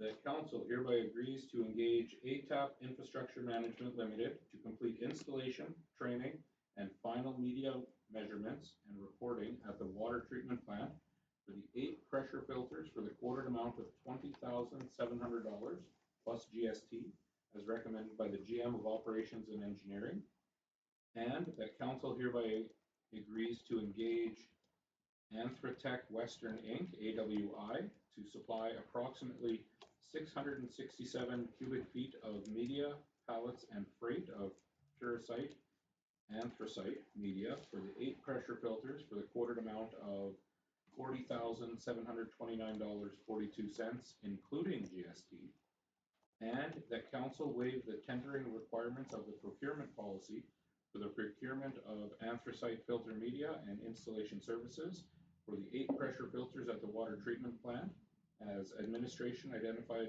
only 2 qualified companies capable of completing the required work. ATAP Infrastructure Management Limited completed the previously council-approved pressure filter assessment and recommended the replacement of the anthracite media. The required Puricite anthracite media is supplied by Anthrotech Western Inc., AWI, the original supplier of the filter media installed when the water treatment plant was commissioned. Councillor Blair, thank you. All right, we're going to turn it over to Jamie. Okay, so earlier in the year, council approved ATAP to come in and do our audit on our pressure filters. They completed that audit and they told us that we need about 667 square feet of anthracite to top up. Over the last 5 years, we lost about that much in backwashes. Me and the utilities team is learning a lot from having ATAP in there. If you remember back when we first commissioned and the issues when I first come of the water treatment plant not being operational and some of the engineering issues that we had, they didn't really do proper coaching and teaching of the operation of these filters. So it's been a lot of trial and error, but now we have a very good understanding. So AWI is pretty well the second company to ATAP. They supply all the anthracite, and they were also the other company that put the bid in for this audit, but they were a little higher, so we went with ATAP because it's a lot local, a lot closer. ATAP's out of Saskatoon, AWI is out of Calgary, so for travel and stuff, it would have cost us a lot more. So yeah, I'm just requesting to have ATAP come in. They're going to assist our guys, but they're going to bring the proper equipment to do it, because if we do it ourselves, we have to carry 50-pound bags up a ladder and hundreds of bags. So this, with ATAP, they have the machine that ejects. You just pour it in, and it's like a conveyor system, and it puts it in each one of the filters. They're going to set everything so it's good to go, plus train our employees for that $20,000.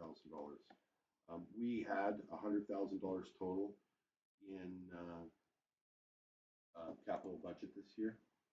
So with the assessment, the audit that's done, the assistance with them installing the anthracite and the anthracite itself will still be roughly, sorry, $23,555.58 under budget. Thank you, Jamie.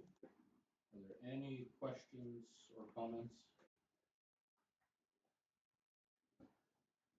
I've just got one, actually. I'm just curious. So this is the first time that we've had to do this in 5 years? Well, we should have done it before. Yeah, but we got it audited. We just, nobody knew how to do it. So bringing this, that's why I suggested to bring this in, to put in capital this year to get training for, because we have all new staff. We have a brand new supervisor that's only been in the position for a year in August. And then we've also have 3 new employees too there. So going forward, then we'll be adding some of this Yeah, this will media be every year, kind of thing, Well- or every 2 years? Well, a lot of it, honestly, what I believe and what we talked about is that we were over backwashing. And that's what was suggested from the engineering firm that built this place. And now we've cut that in to like over half, less. Like, So it's a lot easier on our equipment. Thank you. Any other questions or comments for Jamie? All right, all those in favor? That's All we need is an anthracite mine. carried.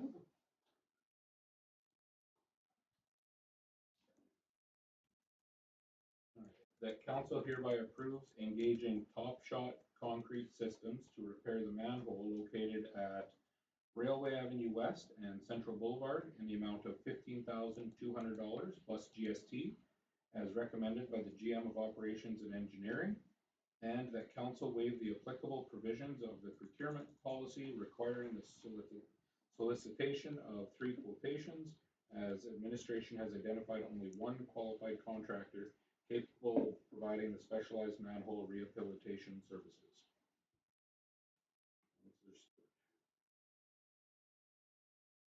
And Jamie. First of all, I'd like to apologize because the address is wrong on this. It is at 104 and 115 Fifth Street East manhole, the 2 manholes there. So I'd like to apologize for that. Everything else is correct except for that where it says Railway Ave West and Central Boulevard. I do apologize for that. So sorry about that. Okay, so in your summary there, it shows it up. So 104 Fifth Street East and 113 Fifth Street East? Yeah, it's just, that's the numbers of the manholes in town. We have them listed. So it's 104 and 115 on Fifth Street East. Or 113. Because in your summary, you're saying 113. Oh, no. Okay, so, yeah, I do apologize. I don't know if anybody else, but when you transfer this, it sometimes makes mistakes when you transfer it from Word over to PDF. Is that correct, Jim? Sorry, I'm not putting you on the plate. Anyway, I'll take it as. There's 2 manholes that need Yes. to be shot green, and Yes. they're somewhere on this street. I just want to be able to make a note on the resolution itself. So I'm just going to confirm, Jamie. 104 Fifth Street East. Yeah. And what was the other one? 115 Fifth Street East. 115 Fifth Street East. Yes. Just so we have it. Jeff, I imagine you're okay with that as the mover? I kind of like falls too. There's 2 manholes. Yeah. Yeah. Well, exactly. It's a little. You decide where you would do it. Yeah. All right. This is a busy week. Yeah. Small thing. Yeah. All right. So sorry, I'll let you continue. Is there anything else you needed to add there, Jamie? No, that's it. Manhole repairs. Any questions or comments? Well, I can just kind of Oh, give you an okay. explanation of why I'm requesting it to be. It's Yeah, so Top Shot has been doing manholes for the town of Nipawin before even I was here. We try to do a couple a year to maintain our manholes so that we don't have any big problems like they did before I got here, where it cost the town $215,000 to repair a collapsed manhole. So we try to every year keep up on top of them, clean them up. Top Shot is exceptional in their work. They do a really, really good job. They go out of their way to kind of fit us in so that it reduces the cost of travel. So they do a lot in Prince Albert, Melfort, Tisdale, so they kind of fit us in their schedules in the year to accommodate us. I just want to add that I don't have the price yet, but when we did the 3rd Street North Lift Station, this is where I was getting back to earlier, we had to jackhammer the whole bottom of the manhole at the lift station because it's built into a manhole, that lift station is. And so I would like them to take a look at that. And once I get that pricing, I do have still, because this is a cost of say $15,000, we allocated 34. That just to repair that manhole on 3rd might be around the $4,000 to $5,000 range. But that once I got a price on that, I'll bring it. But that's what I'm going to do to repair that as well. Okay. Any questions, Jeff? Or could we just approve up to a certain amount? And let it get done.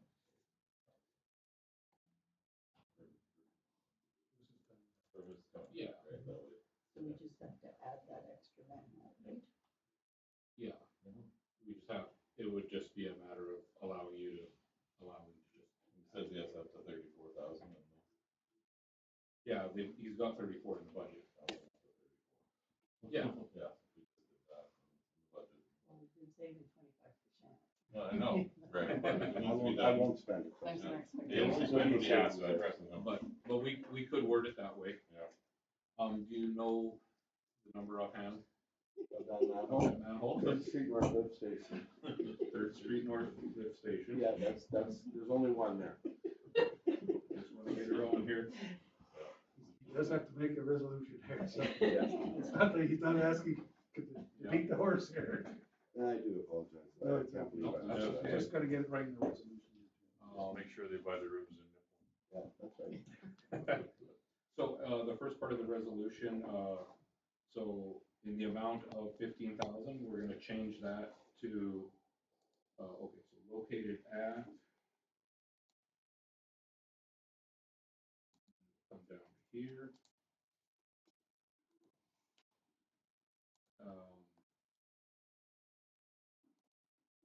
In the amount of up to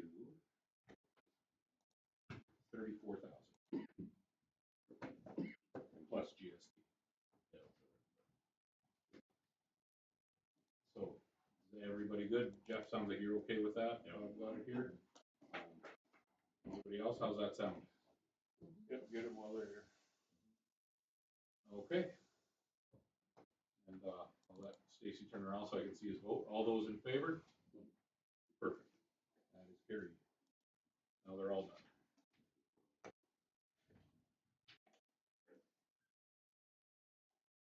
That the communications reported as items 11.1 to 11.3 be received and filed. Councillor Fast. And has everybody had a chance to go through those communications, review them? Any questions or anything? I have a comment on the 11.2. I'm quite surprised at the comments. I saw them late today, so that site is still on. I don't know if we should be talking to the Evergreen or the board of the regional park. Because they're pretty bad.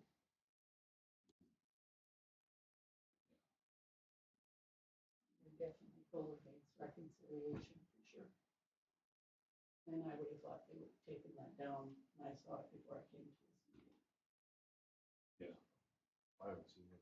No, right. Well, I didn't before until I saw the letter, so then I looked. Yeah, the golf course. Yeah. Is there an administrator on that page? I am not aware who manages that. They still should have some kind of procedures and policies. Yeah, And so we it would be do- something through the regional park. We do because that's appoint part of their- the regional park board, so we do have a responsibility, I think, to respond in some way or other. Jeff, you had something to add there? The regional park force is on the Oasis ladder, and Stacy's our rep there, so he'll. I'll get a hold of And Emmett probably have that taken Yeah, I just wanted to make that comment, so that the down. I agree. people who wrote the letter, the Oasis letter, knows that we're taking it seriously. We have no room for racism. Kids will be kids, and that's how it should go. Thank you, Joyce. All right, if there isn't anything else on those, all those in favor? That's carried. Right,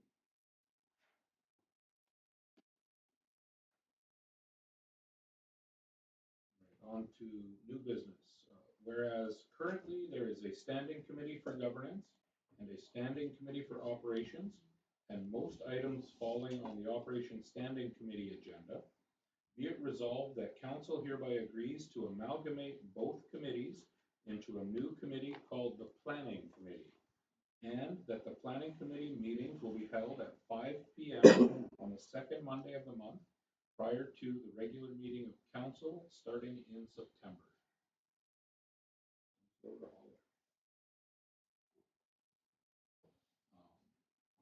I'm not sure who really needs to speak on this? I know we've kind of had some of these discussions. Anybody have any questions or comments? I think this will, It's just for efficiencies and this way everybody's on the same page and we are not having meetings with the administration more than once, because sometimes there's overlaps. So just makes sense. it'll help remove some red tape too, where we were sending things from one committee to the other. Yeah. Back and forth. Now we do it all together. So, And, there was narratives around what should go to governance and what should go to operations, which was never followed anyway. So that's what, yeah.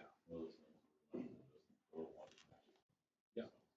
And by holding it before the council meeting, it kind of eliminates a day as well of meetings. And it provides direction for the month, I guess, for administration as well. So with this new committee, are we going to have to vote on who's chairing? Yeah, I think that's likely. So we could add that to the resolution. I think it wouldn't be a bad idea, then it's just not up for. Okay. No way. You're welcome, Les. Are you opposed? Made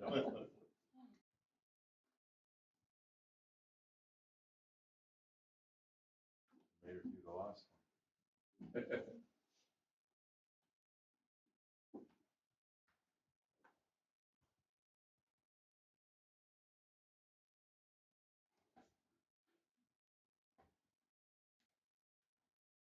So I'm just adding a line that says, and the deputy mayor will chair the committee.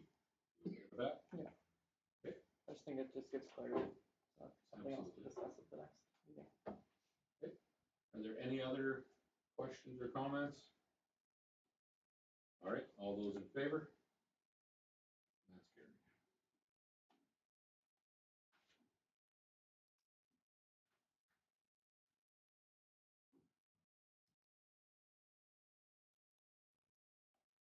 Okay, the next one, that council hereby agrees to consider the following changes to the bylaw. Section 19, the general order of business of every regular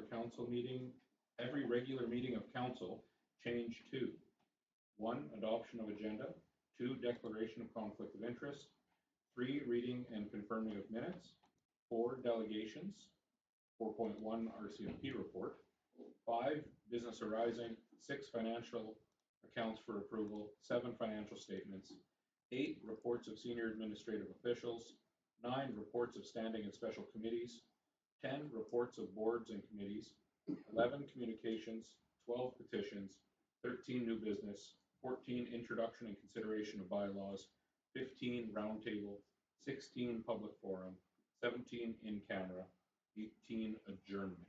So we'll jump at once. Councilor West. So yeah, so the big change here, just like we did actually tonight as a quick trial, we moved the delegations ahead of the business arising. And what that does is it allows us to get through our delegations, specifically the RCMP, so they're not potentially sitting through a bunch of new business that's coming on to a council meeting. So it just kind of speeds up the process for our delegations. We can get them in and out earlier in the meeting. And then we moved the RCMP report to be part of delegations rather than its own one. Because that's really what they are. They come as a delegation. Are there any questions, Joyce? I just have a comment since we're changing the procedure bylaws. I've always had a problem with number 56. If guilty of an offense or liability, a fine not more than $10,000. I think that hinders the ability for somebody to speak up. It's a threatening amount.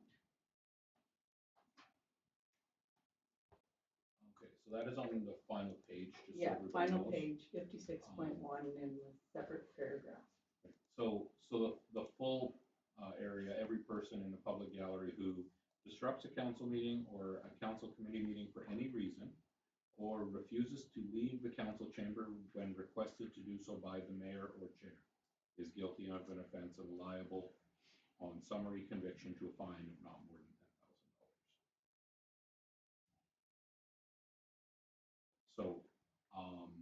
I don't know that, I wasn't here when this was added in, but I think there may have been some contentious issues maybe at the time.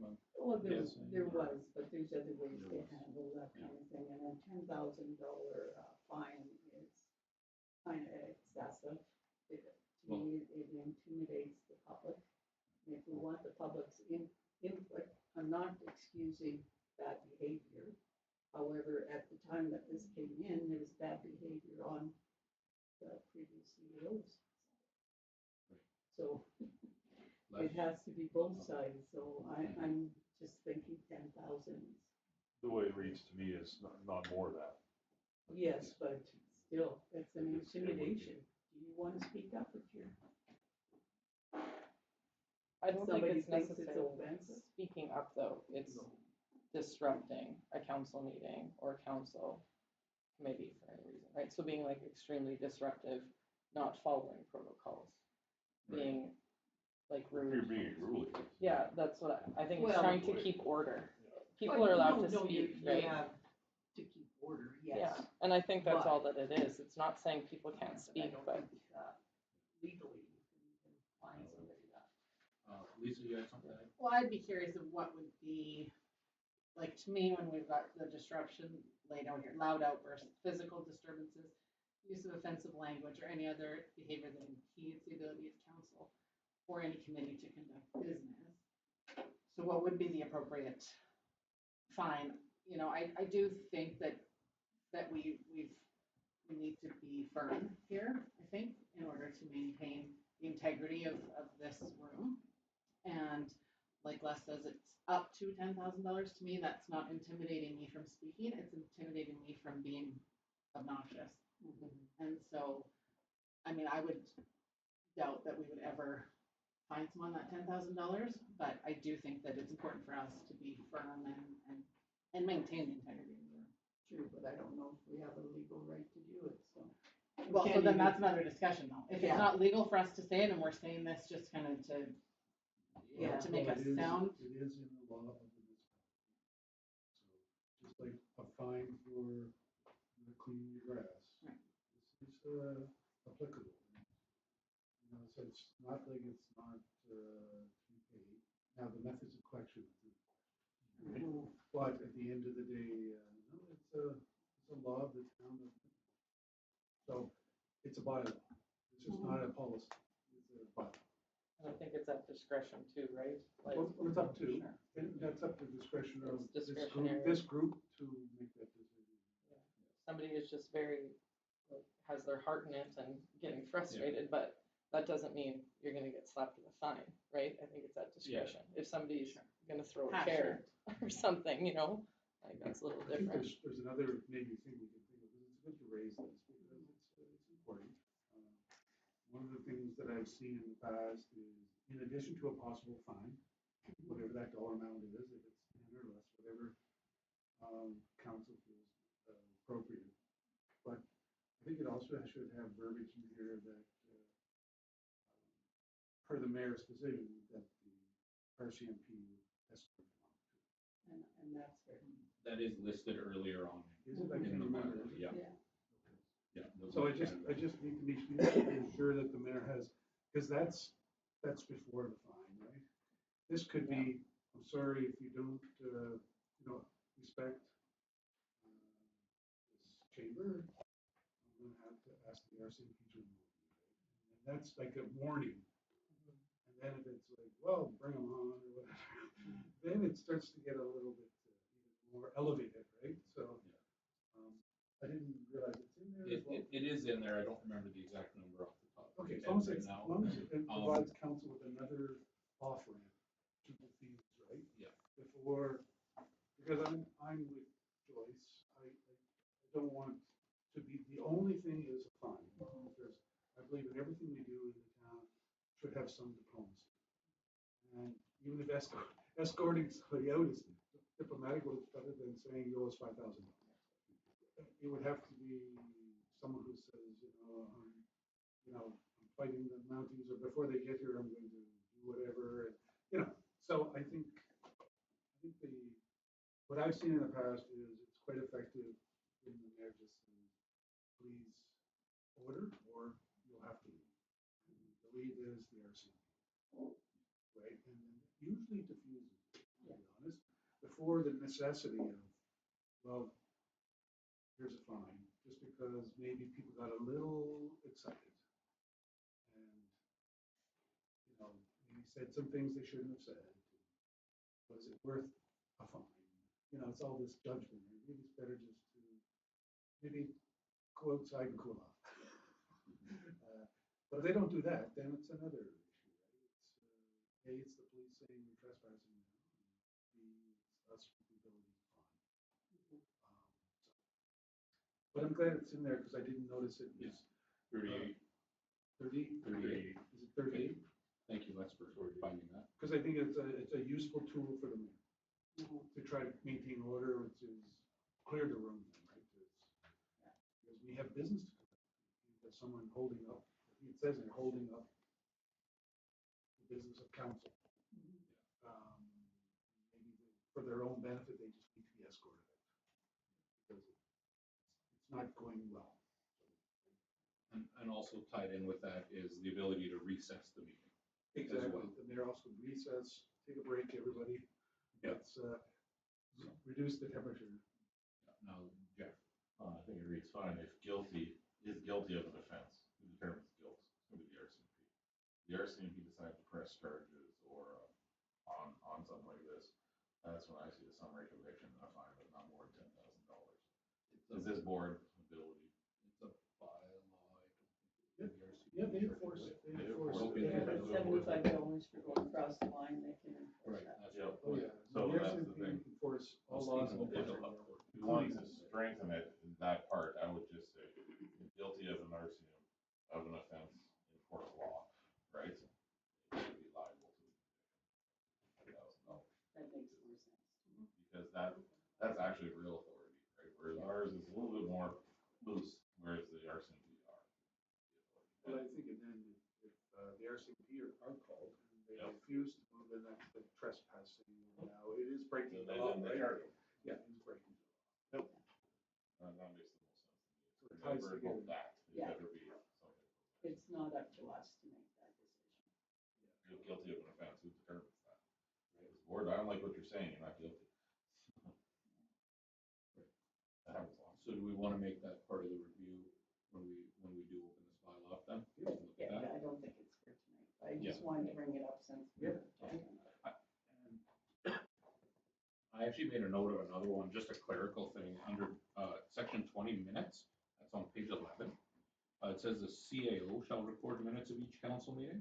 I'm not sure if anybody's noticed, but the CAO doesn't record our minutes. But they're responsible to make sure somebody does. Yeah, people underneath me. Okay, I don't have to physically do it. okay. I just make sure it's done. You just make sure it's done?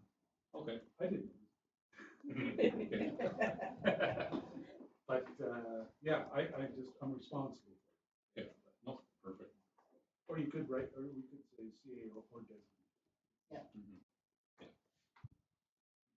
Yeah, again, all things that we can look at when we open up this bylaw. So This is just an agreement to consider the changes. exactly. This change to the section 19. So, are there any other questions or comments? All right, all those in favor? Carried.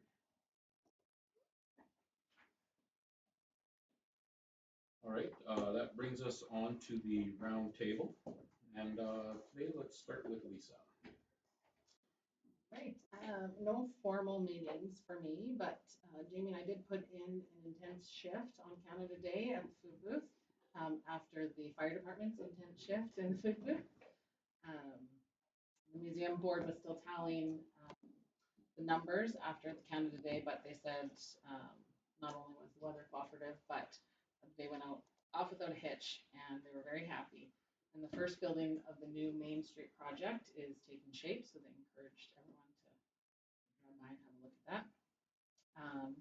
I was pleased to attend most of the weekend's festivities, including the fireworks, which were spectacular. I'm looking forward to enjoying a candy apple or two this week at the fair. Right on. Thank you. Now, just to throw a wrench in, we're going to go to Joyce. We're gonna go this way this time. Well, July 1st, I actually got to go to Museum Canada Day facility and check it all out. My grandson invited me, so I made sure I went for the 4 hours, and it was really good. And I told him about the cream separator and how it worked, and I actually used it before. So I felt really old. And then I did see the fireworks. That was last night. I stayed awake and went. Saturday or Friday, I stayed awake with the rain. Saturday, I saw the fireworks again. Mm-hmm. So outside our window. But it was a good weekend. Thank you, Joyce. Jeff? I took in a lot of those events, amazing fireworks, and Canada Day is always a blast. But to be honest, the last 2 weeks before this I was off. I did not check any emails from either one. I thought if something happened in town, someone would text me. If I was ever needed, I didn't check any emails. I didn't write any reports. I didn't do absolutely anything. I just turned off both health and organizations. For now, if something came up, I did have to do some work with health. So that's a sad thing. That was something. But in the end, I was able to turn off in 2 weeks. So it was very much needed. That's what I did. Good to get some of that personal time. Turned off. Email was full. All right, so myself, on June 23rd, I had the SUMA Regional Roadshow meeting in Prince Albert. I'm not going to go over that. I did attach a 3-page report there. I hope you all took the time to read it. You can see the value in going to these events. So, on June 26th was a North-Northeast Transportation Planning Committee meeting. So that's not the NEAT PC that I chair. It's actually our organization just to the north of us. They invited me to come to their meeting because we share a very common highway and Highway 55. So they also held their meeting here in town. So they thought it would be nice to invite the mayor of the whole community. On June 30th, I had the unfortunate opportunity to attend the funeral of the past president of the Gateway Q8 and Corridor Group. So that is the 55 advocacy group. Unfortunately, after many years chairing that committee, Len has passed on. So I went and showed my respect to the family and saw them there. Then turned around on July 1st for Canada Day, as I think almost everybody I saw there at some point. Definitely enjoyed a few hours at the museum, and it's fantastic to see all those people in there, wandering around checking out all the spaces. So, July 2nd and 3rd, I was in Isla Crosse for the 250th celebrations. I spent probably 80% of my day with Buckley Blanger, including driving him between venues in my truck. So we had a lot of seat time together. Also had the opportunity to meet our Lieutenant Governor of Saskatchewan. It's her honor, the Honorable Bernadette McIntyre. She is a fantastic woman and very interesting to talk with. So if you ever get a chance to meet her, I suggest taking a few minutes and just having a chat. There were also various MLAs and SUMA representatives at the event as well that I spent time with. On July 6th, the mayor of Melfort, Glenn George, came here to Nipawin, and we just had a few discussions around policing and some regional partnerships with policing potentially. Just still kind of weeding out some ideas he's having. We also talked about the shared issues we're having with housing and things like that. July 11th, I led the Nipawin Parade, and I just want to say thank you to the Fun Group and Nipawin Chrysler for the use of the Ram 1500 RHO. It's a pretty snazzy truck to be driving around. Thank you, Chelsea, for getting a couple people to put that flag apparatus together so we could run that behind it. Then there was the fireworks display as well. That was fantastic. I've also got just a note for discussion, just something I want to mention that was announced on July 6th. The Ministry of Environment has confirmed that there are zebra mussels in the Lake of the Prairies. So that is a shared lake between Manitoba and Saskatchewan. And it's just something that we need to be aware of. You know, we have a world-class fishery here. We want to be staying on top of something because it can destroy these fisheries. So, and then one other thing, I want to just put this out there publicly, and I want to congratulate my parents on their 50th wedding anniversary coming up next week. So, thank you very much, Mom and Dad. I love you guys very much. Stacey. Well, the Canada Day celebration, I put smiles on that booth. It was busy, there's no question. There was the park board had a meeting, not at date.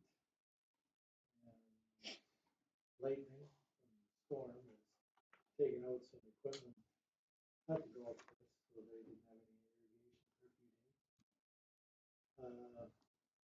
Bank slumped on the way down to the boat launch. So they're going through a few things. And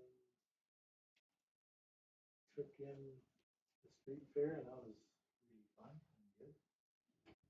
And that's good. Thank you, Stacey. And Les.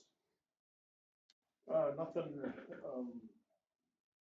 council wise, I regret I missed the Canada Day celebration. Everybody wanted that weekend off, so unfortunately, somebody's got to work, so I was stuck doing that. Did get to attend the car show on Saturday, and beautiful day, and I wanted to send a shout out to Chelsea and her team once again, knocking it out of the park. I went to work Friday morning, and the crew was there setting up the tents. Saturday morning. It was like 20 degrees and the sun was blazing down, and they were out there setting up tents and setting up the street and getting chairs and garbage cans and everything that was needed for the day. And we got through the day and everybody had fun. The bands were playing, and then the skies got dark, and there was Chelsea's team in the ring taking all that stuff down again. So if anybody complains about how much they get paid, I'm going to lose my. But anyway, so just hats off to you team. Thank you. Awesome job. And yeah, and I actually had to work yesterday too, so missed the fireworks. But that was it for me. Thank you, Les. Yep. Kylie. I also was at the museum, working in the booth, helping the firefighters out. I got to see Paul firsthand take full control of those firefighters and run that line very, very well. And then I took part in the parade with the fire department and made sure that Sparky made an appearance. It was hot. I know, I seen you and I'm like, oh. Yeah, so that was good. Didn't get to go to the street fair because we had a wedding and we were on our way in to try and check out the last of the bands, and that's when the lightning started rolling in, so we didn't make her there. Did get to see the fireworks though, which were very, very good. Sat inside, so I didn't get any fun to see. Good. It was a good show. So, no meetings for me though, just fun. Yeah. Fun is good. Yeah. Excellent. Well, thank you guys. All right, and with that the regular council meeting of July 13th, 2026 be closed with Mayor Zacharias in the chair pursuant to section 122A of the Municipalities Act and citing exemptions contained in the Local Authority Freedom of Information and Protection of Privacy Act under section 16, advice from officials,